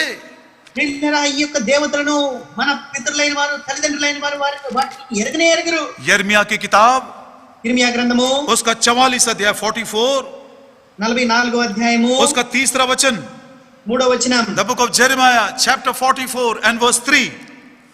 ఇర్మియా గ్రంథము 44వ అధ్యాయం 3వ వచనం, क्योंकि उनके निवासियों ने वह बुराई की जिससे उन्होंने मुझे रिस दिलाई, वे जाकर दूसरे देवताओं के लिए धूप जलाते थे और उनकी उपासना करते थे, जिन्हें ना तो तुम और ना तुम्हारे पुरखा जानते थे। These are the idols which your forefathers did not know। ఇర్మియా గ్రంథము 44వ అధ్యాయం 3వ వచనము, మీరైనను మీ పితరులైనను ఎరుగని అన్య దేవతలను అనుసరించుచు పూజించుచు। प्रियो, ये कहां से उन्होंने सीखा? పిల్లరా, ఇవి ఎక్కడి నుంచి వారు నేర్చుకున్నారు? प्रभु के लोग ये अन्य देवता, नए नए देवता, पराय देवता कैसे बना लिए? దేవుని ప్రజలైన వారు ఈ క్రొత్త కొత్త దేవతలను అన్య దేవతలను ఏ రీతిగా వారు చేయడం నిర్మించడం ఆరంభించినారు. इसलिए क्योंकि संसार की आत्मा जो आज्ञा न मानने वालों के अंदर काम करती है, वो ही संसार की आत्मा शायद हमारे अंदर भी काम कर रही है. అవిధేయులైన వారి మీద పనిచేస్తే ఈ యుగ సంబంధమైన దేవత ఆత్మ విశ్వాసులైన వారి మీద కూడా పనిచేస్తూ ఉంటున్నది. देखिए दानियल नबी की किताब उसका 11 अध्याय, చూడండి దానియేలు గ్రంథము 11వ అధ్యాయము. the book of Daniel and chapter 11. దానియేలు గ్రంథము 11వ అధ్యాయము. I hope I'll find the verse immediately. The verse is Daniel chapter 11 and the verse is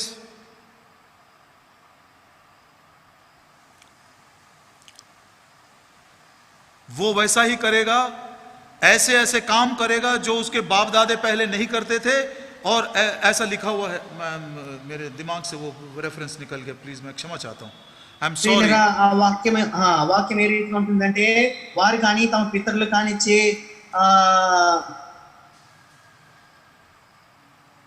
చేయలేదు అనే మాట ఆ మాట ఉంటున్నది. 24 అంటుంది. 24 11:24. एक और अच्छा ठीक है 24 पढ़ दीजिए. 24 तो है लेकिन उससे भी एक अच्छा वचन है 11 में. अच्छा ठीक मैं पढ़ता हूँ. He shall enter peaceably even upon the fattest places of the province, and he shall do that which his fathers have not done.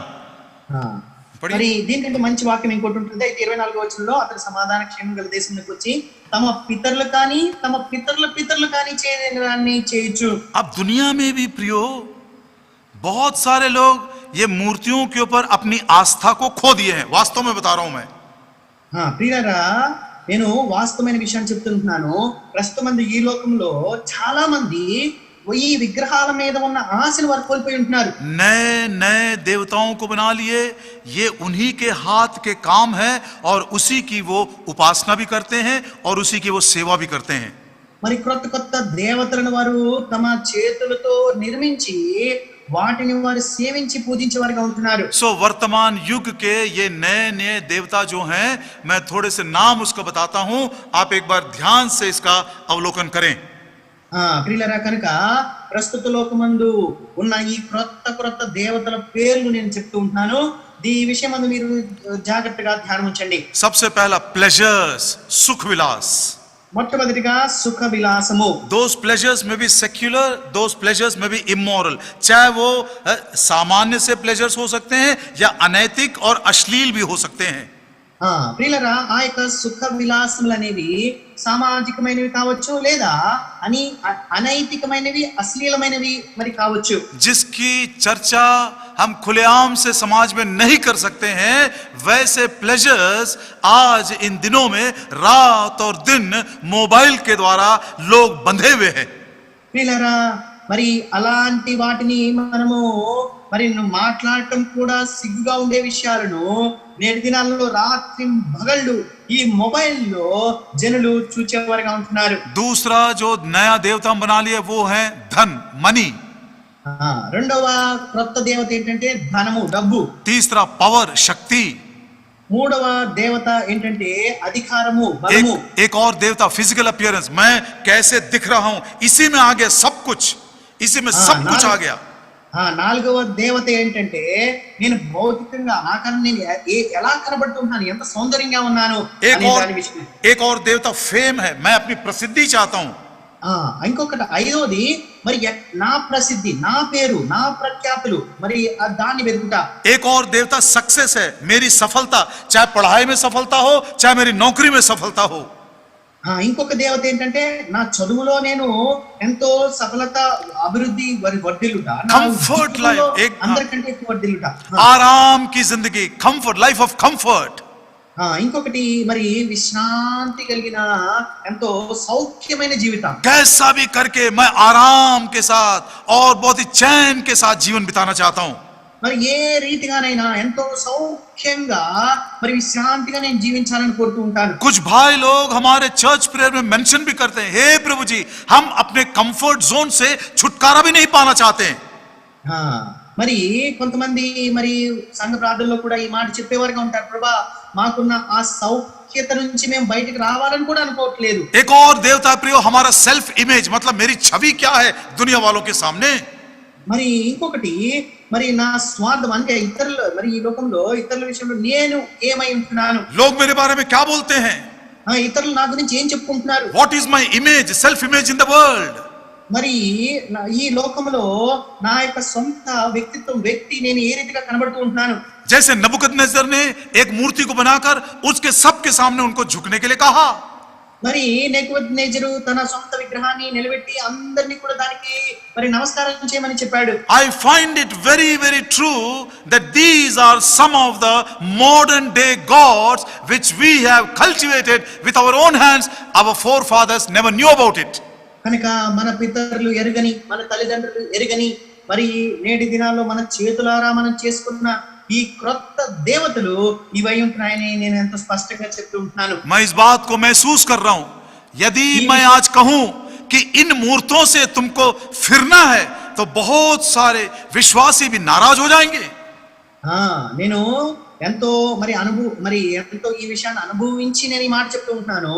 ఈ విగ్రహాల నుంచి విడిచిపెట్టి తిరగమని చెప్తే అనేక మంది విశ్వాసులు ఎంతో కోపపడేవారుగా ఉంటారు. ओ कितना दुख होगा उनको.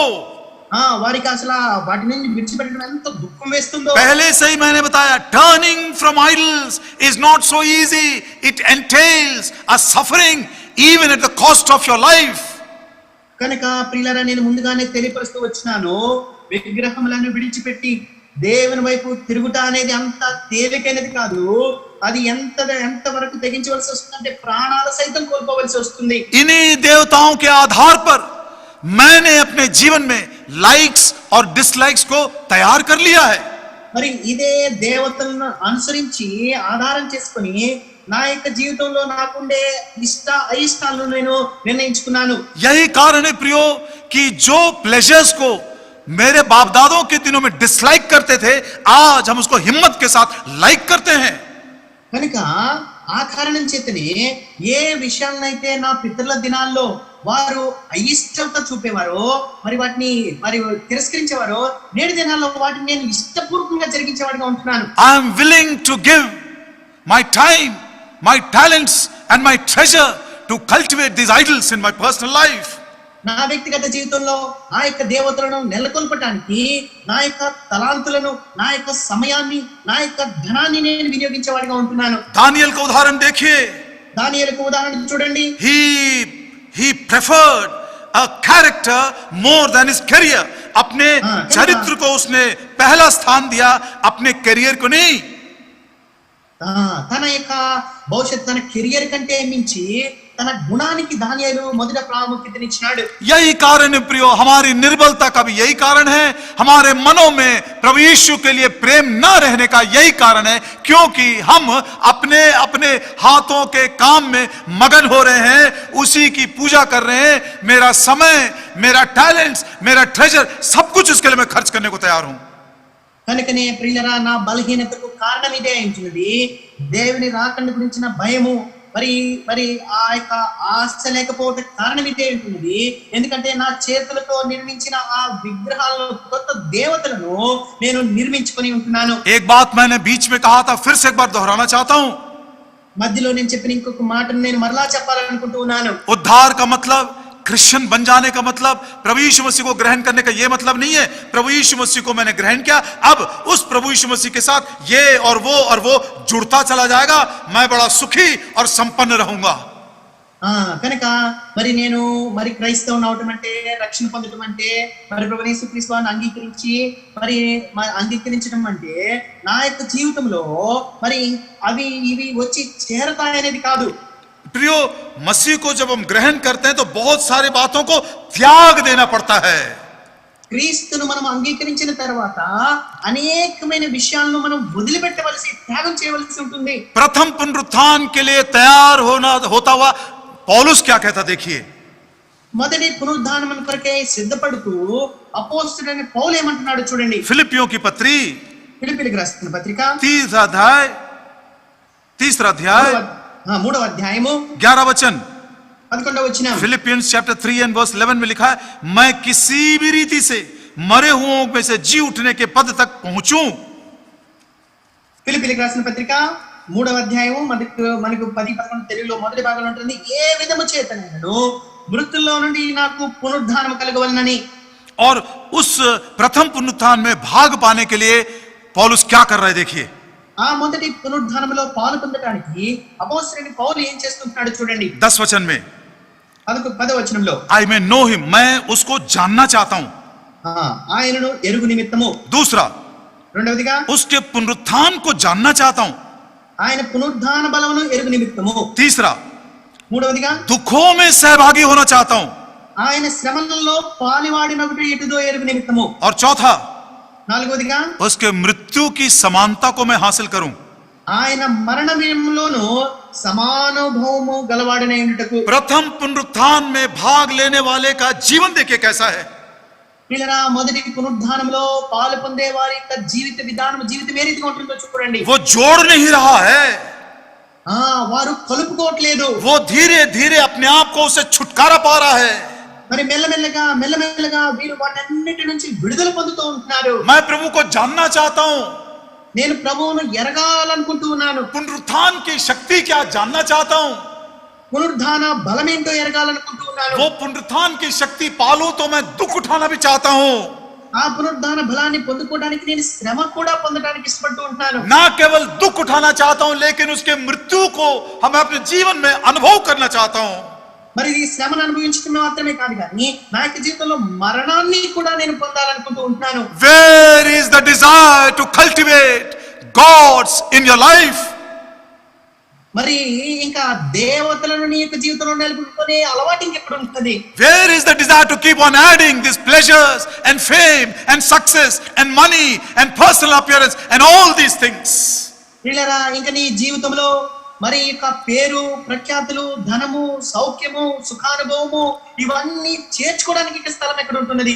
मेरे प्रिय विश्वासी भाइयों बहनों, खास करके जवानों, మరి నా ప్రియ విశ్వాసులైన సోదరి సోదరులారా, మరి ప్రత్యేకంగా యవనస్తులారా, आज ही इन मूर्तों से फिर जाना. మరి నేడే ఈ విగ్రహములన్నిటి నుండి మీరు తిరగండి. आपका मन यदि धन पर लगा है, उसकी अभिलाषा छोड़ दो. మీ మనసు గాని ధనం మీద గాని నిమగ్నమై ఉంటే దాన్ని విడిచిపెట్టండి. सुख विलास के कारण मोबाइल्स के साथ आपने अपनी जिंदगी जोड़ ली है, उसको छोड़ दो. మరి సుఖ విలాసముల కొరకై మీకు జీవితానంతటిని మొబైల్తో కలిపి వేసుకున్నట్టయితే దాన్ని విడిచిపెట్టండి. आप अपने जीवन के सक्सेस के लिए, चाहे वो पढ़ाई में हो, चाहे वो नौकरी के लिए हो, उसके लिए अपना टाइम और अपना टैलेंट्स और अपना ट्रेजर्स यदि दे रहे हो, तो प्रभु के लिए उसके आगमन को याद करते हुए उसको दूसरा, तीसरा, चौथा स्थान दे दीजिए. మరి మీ యొక్క సఫలత కొరకై కనుక మీ చదువుల్లోనూ ఉద్యోగాల్లోనూ కానీ మీరు మరి నిమగ్నమైనట్లయితే మరి ప్రభు యొక్క రాకడను మీరు ప్రథమ స్థానాన్ని ఇస్తూ మీ వీటికి మరి తర్వాతి స్థానాన్ని ఇవ్వండి. What a wonderful classic example of Daniel, and what a classic inspiration from Paul the apostle. కనుక వీరి నుంచి మనం ప్రోత్సాహం పొందడం కొరకై దానియేలు యొక్క ఉదాహరణ ఎంత గొప్పగా ఉంటున్నది, అపోస్తలుడైన పౌలు యొక్క ఉదాహరణ మాదిరి ఎంత మంచిగా ఉంటున్నది. A young man who preferred a character more than his career. కనుక ఒక యవనస్తుడు మరి తన యొక్క కెరియర్, తన భవిష్యత్తు కంటే మించి మరి తన యొక్క గుణానికి ప్రాధాన్యత ఇచ్చినవాడు. दानियल के समान करके देखिए, मैं आपको आश्वासन देता हूं, आपके करियर में चोट तक नहीं लगेगा. కనుక మీరు దానియేలు వలె గుణానికి ప్రాధాన్యత ఇవ్వడానికి చూడండి, మీ యొక్క కెరియర్ భవిష్యత్తుకు ఏ మాత్రము కూడా తక్కువ అనేది కలగదు. लौदीकिया के कलीसिया के विश्वासियों को प्रभु बुलाकर कह रहा है, లవోదికీయ సంఘ విశ్వాసులకు ప్రభు పిలిచి ఈ మాట చెప్తూ ఉంటున్నాడు. लो आग से ताया हुआ शुद्ध सोना मुझसे ले लो. మరి అగ్నితో శుద్ధి చేయబడిన బంగారమును నా యొక్క కొనుడి అని అంటున్నాడు. मैं तुमको एक नया कैरेक्टर देना चाहता हूं. నేను మీకు ఒక నూతన గుణాన్ని ఇవ్వాలని కోరుతూ ఉంటున్నాను. और दूसरी बात, రెండవదిగా जीवते परमेश्वर की सेवा करना. మరి ఆ జీవం గల దేవుణ్ణి మనం సేవించుట. जीवते परमेश्वर की सेवा करते समय दो बातें जरूर हम याद रखेंगे प्रियो. మరి జీవం గల దేవుణ్ణి సేవించే విషయంలో రెండు విషయాలు మనం ఖచ్చితంగా జ్ఞాపకం పెట్టుకోవాలి. आइज़ाया 43:7 में लिखा है, हम उसके महिमा के लिए सिरजे गए हैं. యెషయా గ్రంథం 43వ అధ్యాయం 7వ వచనంలో ఆయన మహిమ నిమిత్తమై మనం సృష్టింపబడ్డాము. और रेवलेशन 4:11 में लिखा है, उसके प्लेजर के लिए, उसकी प्रसन्नता के लिए ही हमको छुड़ाया गया है. మనం ఆయన సంతోష నిమిత్తమై మనము విమోచింపబడ్డాము అని ప్రకటన గ్రంథంలో రాయబడి ఉన్నది. अब एक ध्यान से सुनिएगा, ये बात बिल्कुल सच है, आप मानो या ना मानो, मैंने अपनी आंखों से देखा, मैंने अनुभव भी किया, मैं भी इसी परीक्षा के दौर से गुजरकर ये सत्य बातें बोल रहा हूं.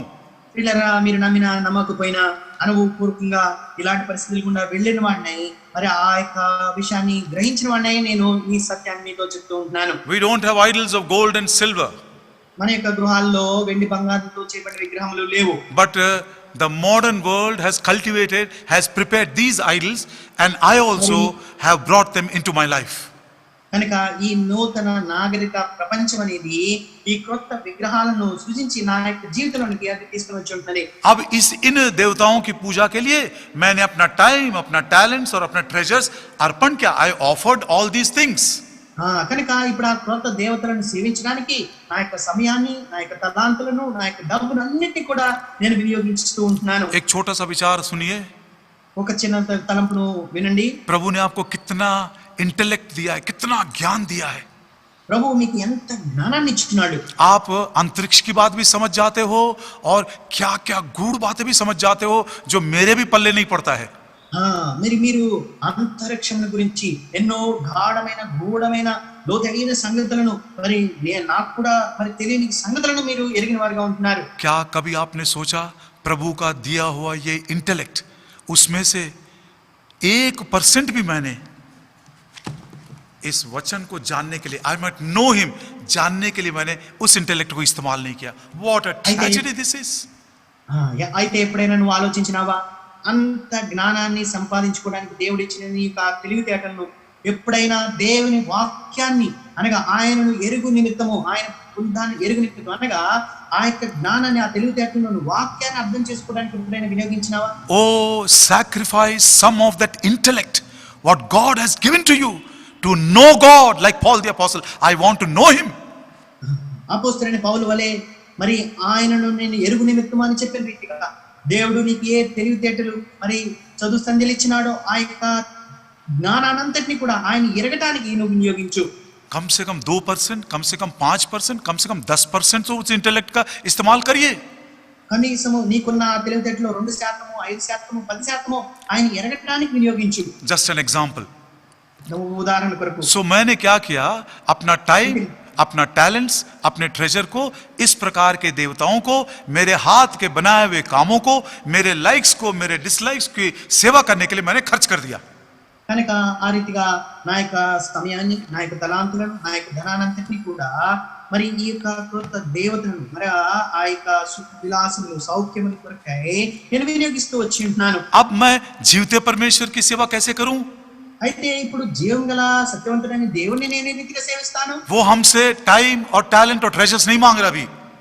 అయితే ఆయన మన ఎదురు నుండి సమయాన్ని, తలాంతులను మరి మనకున్న డబ్బును ఆయన ఆశించట్లేదు. अभी वो नहीं मांग रहा हमसे. మన ఎదురు ఆయన కోరట్లేదు. देखिए पौलुस क्या कहता है.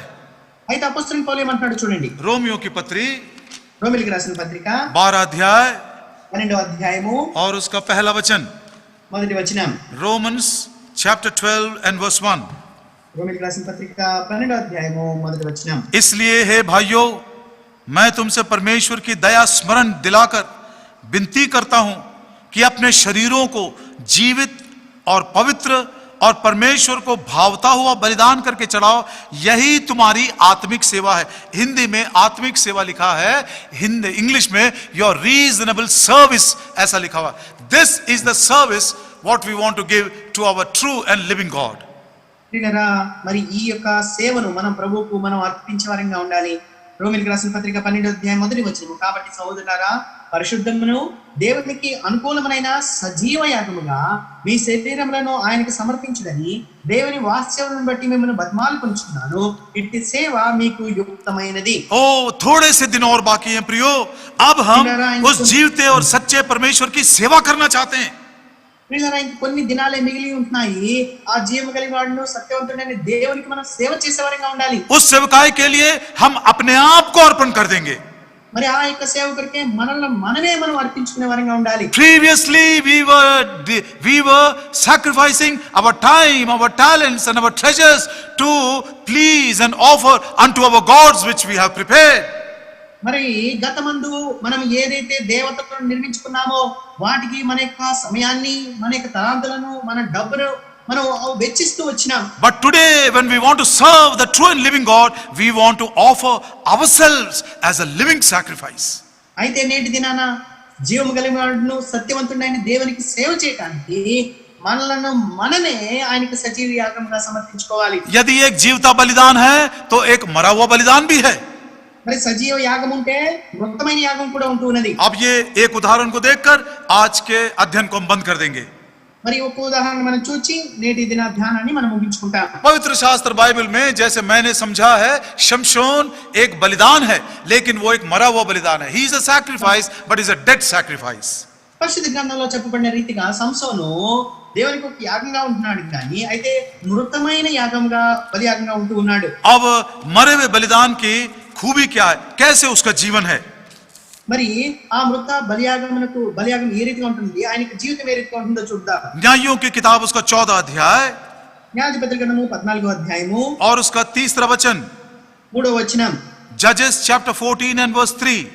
న్యాయాధిపతుల గ్రంథము 14వ అధ్యాయం 3వ వచనం. उसके माता पिता ने उससे कहा, क्या तेरे भाइयों की बेटियों में या हमारे सब लोगों में कोई स्त्री नहीं है कि तू खतना रहित पलिश्तियों में से स्त्री से विवाह करना चाहता है? शिमशोन ने अपने पिता से कहा, उसी से मेरा विवाह करा दो, क्योंकि मुझे वही अच्छी लगती है.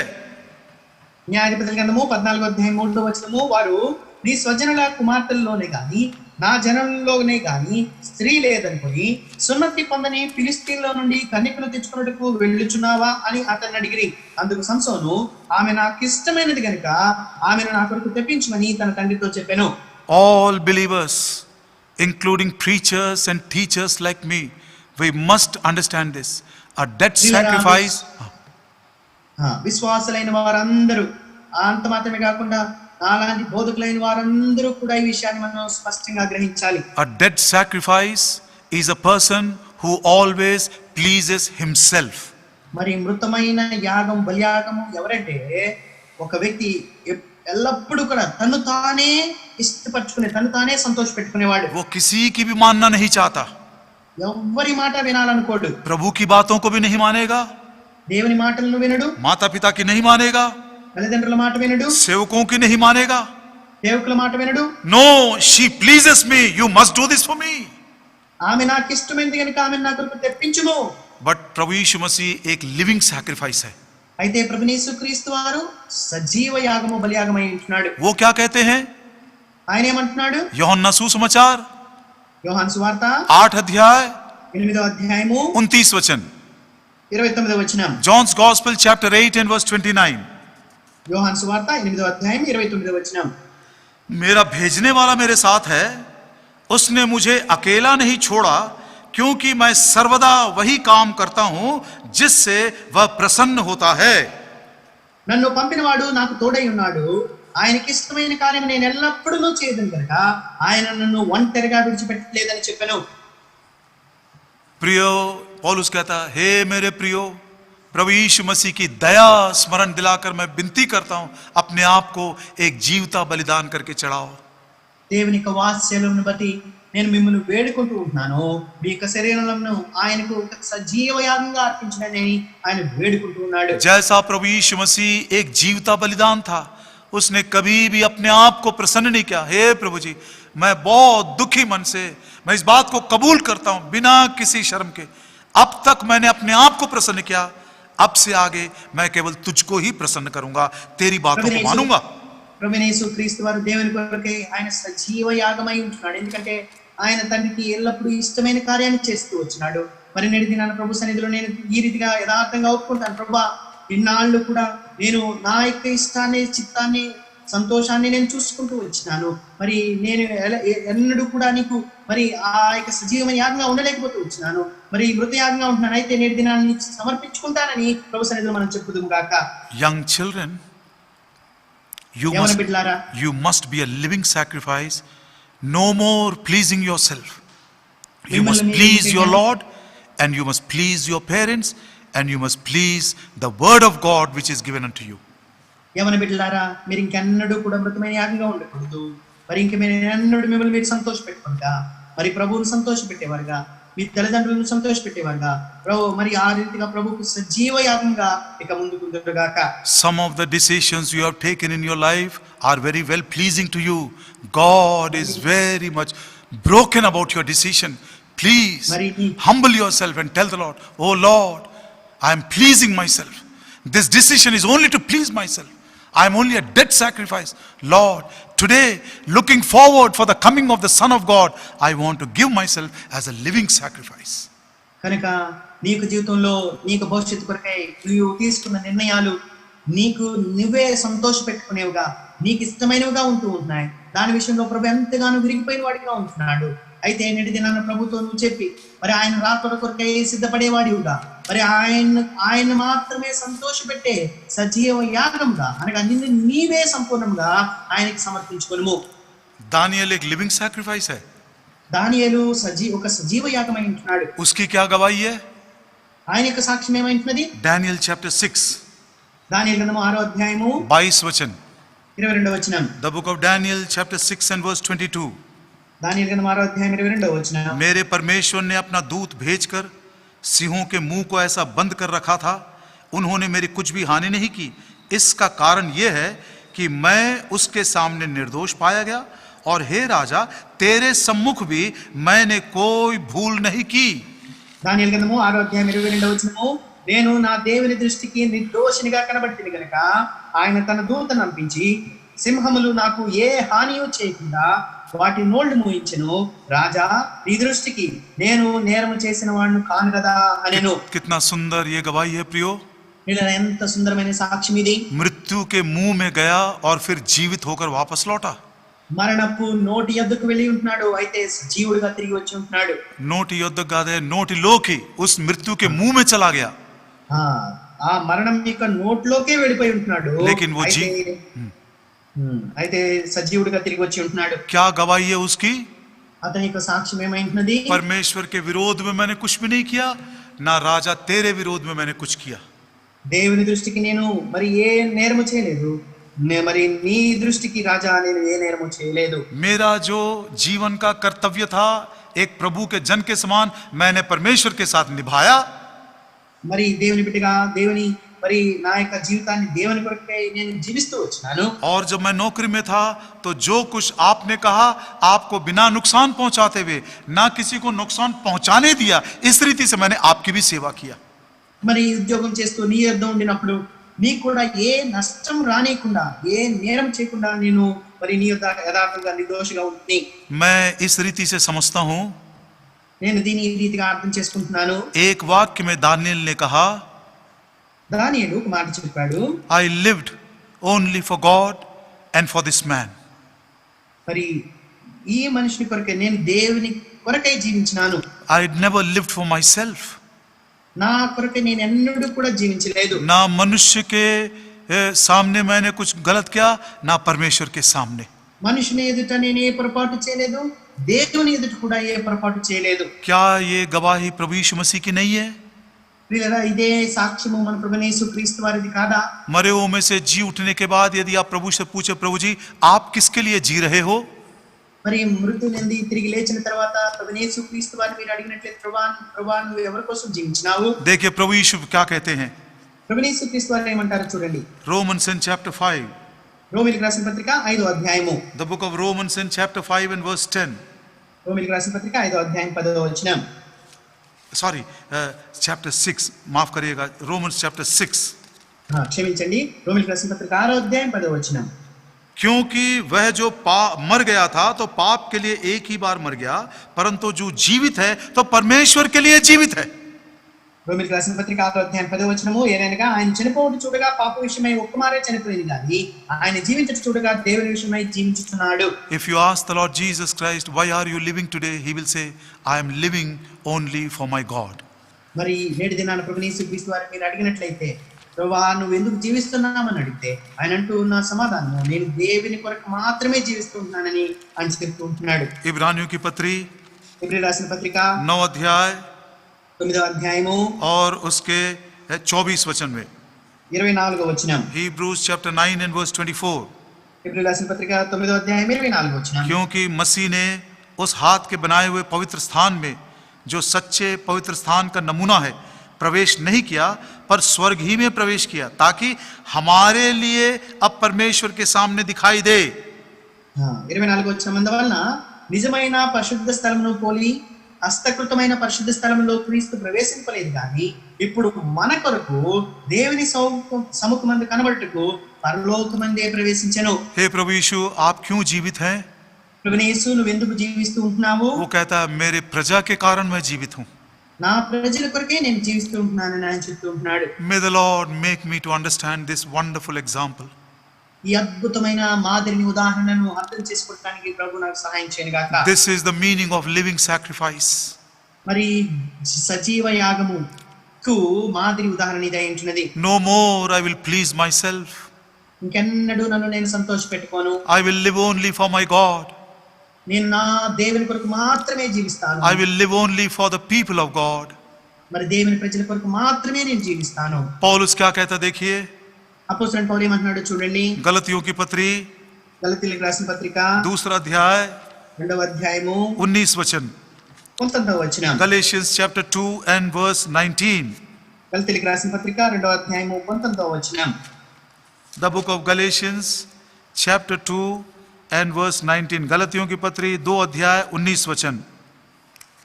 गलती राసిన పత్రిక 2వ అధ్యాయం 19వ వచనం। मैं तो व्यवस्था के द्वारा व्यवस्था के लिए मर गया कि मैं परमेश्वर के लिए जीऊं, I may live unto God. నేనైతే దేవుని విషయమై జీవించిన నిమిత్తము ధర్మశాస్త్రం వల్ల ధర్మశాస్త్ర విషయమై చచ్చిన వాడినైతిని। पौलुस ये भी कहता है मैं पुराने मनुष्यत्व के लिए मर गया भैया, मैं संसार के लिए भी मर गया हूँ, वो नए नए देवताएं जो बनाए गए थे उसके लिए भी मैं मर गया हूँ। अब मैं एक जीवित बलिदान के समान मैं केवल प्रभु के लिए जीना चाहता हूँ। కనుక అపోస్తలుడైన పౌలుని అడిగితే ఆయన అంటాడు, నా ప్రాచీన పురుషునికి నేను చనిపోయినాను, నా పాత మరి అలవాట్లు అనగా మరి నా నూతన దేవతలు ఏదైతే ఉంటే వాటన్నిటి కొరకు చనిపోయినాను, ఇక్కడ మిగిలిన జీవితం కేవలం దేవుని కొరకు మాత్రమే నేను జీవిస్తూ ఉంటానని చెప్తూ ఉంటున్నాడు।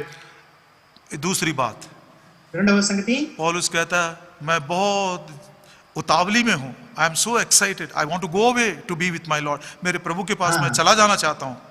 మరి నా ప్రభు నా యొద్దకు వెళ్ళిపోవడానికి నేను ఎంతో ఉత్సుకతో ఉంటూ ఉంటున్నాను। लेकिन क्या करूं, जब तुम्हारे बारे में सोचता हूं तो ऐसा लगता है थोड़ा दिन और रहना तुम्हारे लिए अच्छा है। అయితే మరి నేను మిమ్మల్ని గురించి ఆలోచించి చూస్తే మీ నిమిత్తమై కొన్ని దినాలు ఉండటం మంచిది అని నాకు అనిపిస్తూ ఉంటుంది। अब से आगे यदि मैं पृथ्वी पर रहूंगा, మరి ఇక ముందుకు నేను ఈ లోకమందు గాని ఉన్నట్లయితే मैं क्या करूंगा? నేనేం చేస్తాను? फिलिपियों की पत्री ఫిలిప్పీయులకు రాసిన పత్రిక पहला अध्याय మొదటి అధ్యాయము और उसका 25 वचन। 25వ వచనం। Philippians chapter 1 and verse 25. ఫిలిప్పీయులకు రాసిన పత్రిక మొదటి అధ్యాయం 25వ వచనం। इसलिए कि मुझे इसका भरोसा है, अतः मैं जानता हूं कि मैं जीवित रहूंगा, वरन तुम सबके साथ रहूंगा, जिससे तुम विश्वास में दृढ़ होते जाओ और उसमें आनंदित रहो। ఫిలిప్పీయులకు రాసిన పత్రిక మొదటి అధ్యాయం మనకు తెలుగులో 25, 26 వచనాలు కలిసి ఉంటున్నాయి। మరియు ఇట్టి నమ్మకం కలిగి నేను మరలా మీతో కలిసి ఉండటం చేత నన్ను గూర్చి క్రీస్తు యేసునందు మీకున్న అతిశయం అధికమగునట్లు మీరు విశ్వాసమునందు అభివృద్ధియు ఆనందమును పొందిన నిమిత్తము నేను జీవించి మీ అందరితో కూడా కలిసి ఉందని నాకు తెలియను। I want to live only to increase your joy and your faith. మీ విశ్వాసమునందు మీ యొక్క సంతోషము ఆనందము అభివృద్ధి చెందటానికే నేను జీవించి ఉంటాను। What an inspiring example of a living sacrifice. పిల్లరా, సజీవ యాగం యొక్క ఎంత ప్రోత్సాహం గొలిపే మాదిరి ఉదాహరణ ఇది। The one who does not please himself ఎవరైతే తను తాను సంతోషపెట్టుకోడో, and the one who does not live for himself. ఎవరైతే తనను తన కొరకై జీవించడో। May the Lord make me to understand much more than what we have heard. కనుక ఏదైతే నేను విన్నాను దానికంటే మించి ఇంకెక్కువగా నేను గ్రహించుటకు అర్థం చేసుకున్నట్టుకు ప్రభు నాకు సహాయం చేయను గాక। मूर्तों से फिरकर మరి విగ్రహములను విడిచిపెట్టి దేవుని వైపు తిరిగి जीवते और सच्चे परमेश्वर की सेवा करते हुए జీవము గలవాడును సత్యవంతుడైన దేవునికి సేవ చేస్తూ उसके पुत्र प्रभु यीशु मसीह के आगमन की बाट जोते रहें। ఆయన కుమారుడైన ప్రభువు యేసు క్రీస్తు వారి యొక్క రాకడ కొరకు ఎదురు చూస్తూ ఉండునుగాక। एक सूचना ध्यान से सुनिएगा। ఒక ప్రకటనను జాగ్రత్తగా వినండి। चेन प्रेयर का ये लास्ट लेग है, ये आखिरी ये चरण है। మరి గొలుసు ప్రార్థనకు ఇది చివరి ఘట్టమై ఉంటున్నది. 9 बजे चेन प्रेयर शुरू होगी, शनिवार के रात 10 बजे तक। మరి ఈ రోజు 9 గంటలకు మరలా గొలుసు ప్రార్థన మొదలవి శనివారం 10 గంటల వరకు కొనసాగుతుంది. उसके बाद आराम और विश्राम करके प्रभु के दिन हम आराधना के लिए इकट्ठा होंगे। ఆ తర్వాత మనము విశ్రాంతి పొందిన వారమై ప్రభు దినాన ప్రభు యొక్క ఆరాధన కొరకే సిద్ధపడే వారిగా ఉంటాం. और उसके बाद चेन प्रेयर नहीं होगा। ఆ తర్వాత ఇంకా గొలుసు ప్రార్థన కొనసాగదు. हम अपना पर्सनल डिवोशन, फैमिली डिवोशन करते हुए हम यूथ मीटिंग्स की तैयारी करेंगे। కనుక మన వ్యక్తిగత కుటుంబ ధ్యానాన్ని మనం కలిగి ఉంటున్న వారమై వచ్చే వారము ప్రత్యేకంగా మనం యవనస్తుల కొరకు మనం సిద్ధపడే వారంగా ఉంటాం. मई 18 शाम से यूथ मीटिंग शुरू होंगे। మే నెల అనగా 18వ తారీఖు సాయంకాలము యవనస్తుల కొరకు మొదలవుతాయి. सभी भाइयों बहनों को और विशेष करके जवान भाइयों बहनों से हम विनती करते हैं, आप ज़रूर समय निकालिए, छुट्टी लीजिए और यूथ मीटिंग्स का एक एक आशीष को अपना बना लीजिए। సోదరి సోదరులందరికీ మరి ప్రాముఖ్యంగా మరి యవనస్తులైన వారందరికీ కూడా మరి విన్నపము, మరి మీరు ప్రత్యేకంగా సమయాన్ని మీరు తీసుకోనండి, మరి సాధ్యమైనంత వరకు సెలవులు పెట్టి మరి ఈ యవనస్తుల కుడికిలో పాల్పొందాలని కోరుతూ ఉంటున్నాం. सो अगले सप्ताह यूथ मीटिंग्स के दौरान किसी भी प्रकार की प्रार्थना, चाहे वो चेन प्रेयर हो, चाहे वो फास्टिंग प्रेयर हो, चाहे वो नाइट प्रेयर हो या कुछ भी प्रेयर नहीं होगा। కనుక వచ్చే వారము మనము యవనస్తుల కూడికలు కలిగి ఉండటాన్ని బట్టి మరి ఇంకా సంఘ ఏ కూడిక ఉండదు అనగా మరి గొలుసు ప్రార్థన కానీ ఉపవాస ప్రార్థన కానీ మరి సంఘ ప్రార్థన కానీ ఇంకేది కూడా వే పరిచర్య ఉండదు. हम पूरा समय वचन को सुनकर ग्रहण करते हुए और समर्पण के साथ पूरा समय बिताएंगे। फिर यूथ मीटिंग्स के बाद क्या करना है बड़े भाइयों के साथ सलाह मशवरा करके आपको फिर से हम सूचना देंगे। కనుక వచ్చే వారం అంతా కూడా యవనస్తుల కుడికలోనే మనము మరి నిమగ్నమై ఉండే వారిగా ఉంటాము. ఆ తర్వాత మరి ఏం చేయాలో అనేది పెద్దలతో సంప్రదించి మీకు తెలియపరిచే వారిగా ఉంటాం. आपके कोई प्रेयर रिक्वेस्ट होंगे तो जरूर हमको बताइएगा। మీకు కూడా ఏదైనా ప్రార్థనా విన్నపాలు ఉన్నట్లయితే ఖచ్చితంగా మాకు తెలియజేయండి. आइए हम प्रार्थना करें। ప్రార్థన చేసుకుంటాం.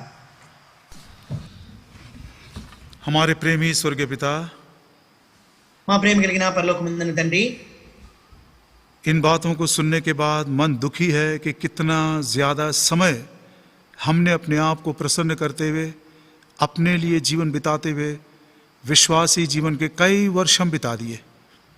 ప్రియులారా, ప్రభా మరి ఈ మాటలు విన్న తర్వాత మా హృదయం ఎంతో దుఃఖపడుతూ ఉంటున్నది. మరి మా యొక్క ఇష్టాన్ని మరి మేము నెరవేర్చుకుంటూ ఈ విశ్వాస జీవితంలో ఎన్నో సంవత్సరాలు వ్యర్థంగా గడుపుతూ వచ్చున్నాం. यदि मैं सचमुच में आपको प्रसन्न किया होता और यदि मैं सचमुच में आपके लिए और आपकी प्रजा के लिए जीवन बिताया हुआ होता तो बहुत सारे अभी प्रभु के आगमन के लिए तैयार हो गए होते। ప్రభా నిజంగా గాని నేను నిన్ను సంతోషపెడుతూ నీ కొరకును దేవుని బిడ్డల కొరకును నేను జీవించి ఉండినట్లయితే అనేకులు దేవుని రాకడ కొరకై నేటి దినాన్ని సిద్ధపడి ఉండేవారు. तो भी नए रूप से आपने अपनी दया को प्रकट किए हैं। అయినప్పటికీ కూడా నూతనమైన రీతిలో ప్రభా నీ యొక్క దయను నీవు వెల్లడిపరుస్తూ వస్తూ ఉన్నావు. आज ही इसी समय हम अपने सारे मूर्तों से फिर जाना चाहते हैं, टर्न करना चाहते हैं। మరి నేడే మరి ఈ సమయమునే మరి మా యొక్క జీవితాల్లో ఉన్న ప్రతి విగ్రహం నుంచి ప్రభా మేము తిరగాలని కోరుతూ ఉంటున్నాం. और अभी से हमारे जीविते परमेश्वर की सेवा करते हुए अपने आप को एक जीवित बलिदान के रूप में समर्पित करते हैं। ఇప్పటి నుంచి మరి జీవం గల సత్యవంతుడైన దేవుణ్ణి సేవిస్తూ ప్రభా ముందుకు కొనసాగటానికి ప్రభా సహాయపడము.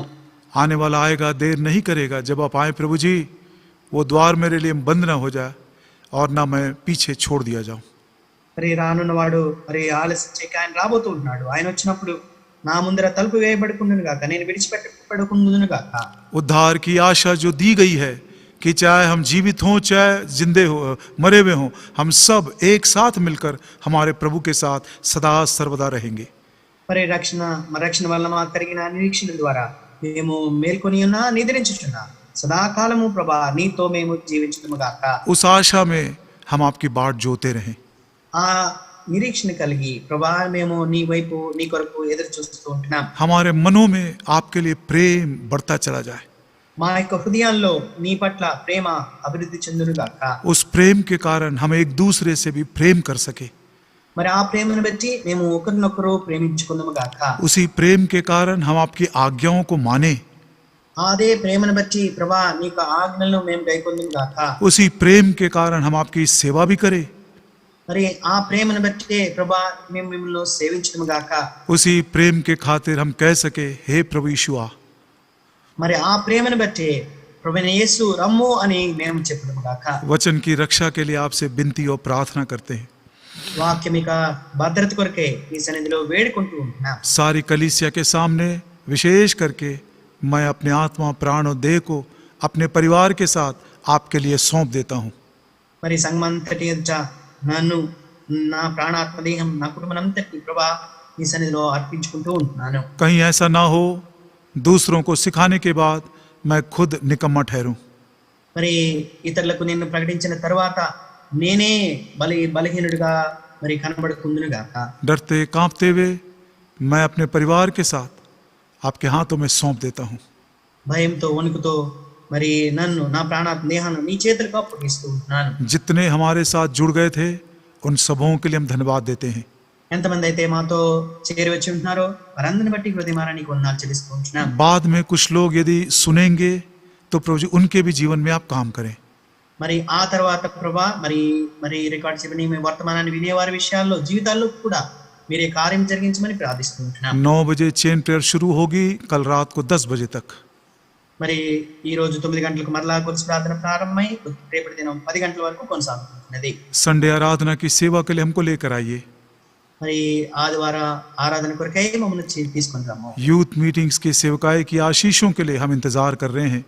యవనస్తుల కూడిక లేక ఆశీర్వాదముల కొరకై ప్రభా మేము ఎదురు చూస్తూ ఉంటున్నాం. आपकी दी हुई प्रतिज्ञाएं या अय्यूब 26 का 2 और 3 को आप पूरा करें. మీరిచ్చిన వాగ్దానము యోబు గ్రంథం 26వ అధ్యాయం 2-3 వచనాలు మీరు సంపూర్ణంగా నెరవేర్చము. प्रभु जी जो हॉस्पिटल्स में हैं, जो बड़ी तकलीफ में से जा रहे हैं और जो प्रभु जी संकट में से जा रहे हैं, उनके लिए आपकी दया चाहते हैं. ప్రభా ఎవరైతే మరి ఆసుపత్రిలో ఉంటూ ఎంతో మరి ప్రభా శ్రమల గుండా, మరి ఎంతో కష్టం గుండా, సంకటాల గుండా వెళ్తుంటున్నారో వారిని మీరు కనికరించుము. हमारे बेथनिया के बारनबास भाई को याद करते हैं. మా బేతని సోదరులు బనవాస్ అంకుల్ గారిని జ్ఞాపకం చేసుకుంటున్నాం. भाई रवि और पूरे परिवार को हम याद करते हैं. సోదరుడు రవి ఆయన కుటుంబానంతటిని జ్ఞాపకం చేసుకుంటున్నాం. आपके सब बच्चों को अपने लहू के नीचे सुरक्षित रखिए. నీ బిడ్డలందరినీ కూడా ప్రభా నీ రక్తము కింద దాచి ఉంచుము. इस प्रार्थना को हमारे प्रभु और उद्धारकर्ता यीशु मसीह के नाम में मांगते हैं. మా ప్రభును మారక్షకుడైన యేసుక్రీస్తు ప్రభు నామములో ప్రార్థించి వేడుకొంచున్నాం తండ్రి. आमीन. ఆమేన్. अब हमारे प्रभु यीशु मसीह का अनुग्रह, परमेश्वर पिता का प्रेम, पवित्र आत्मा की मीठी और गहरी संगति हमारे और सारे विश्वासियों के साथ, हमारे प्रियों के साथ, और विशेष करके जो दुख और दर्द और तकलीफ में से जा रहे उनके साथ अब से लेकर युगान युग तक होती रहे. आमीन. ఆమేన్.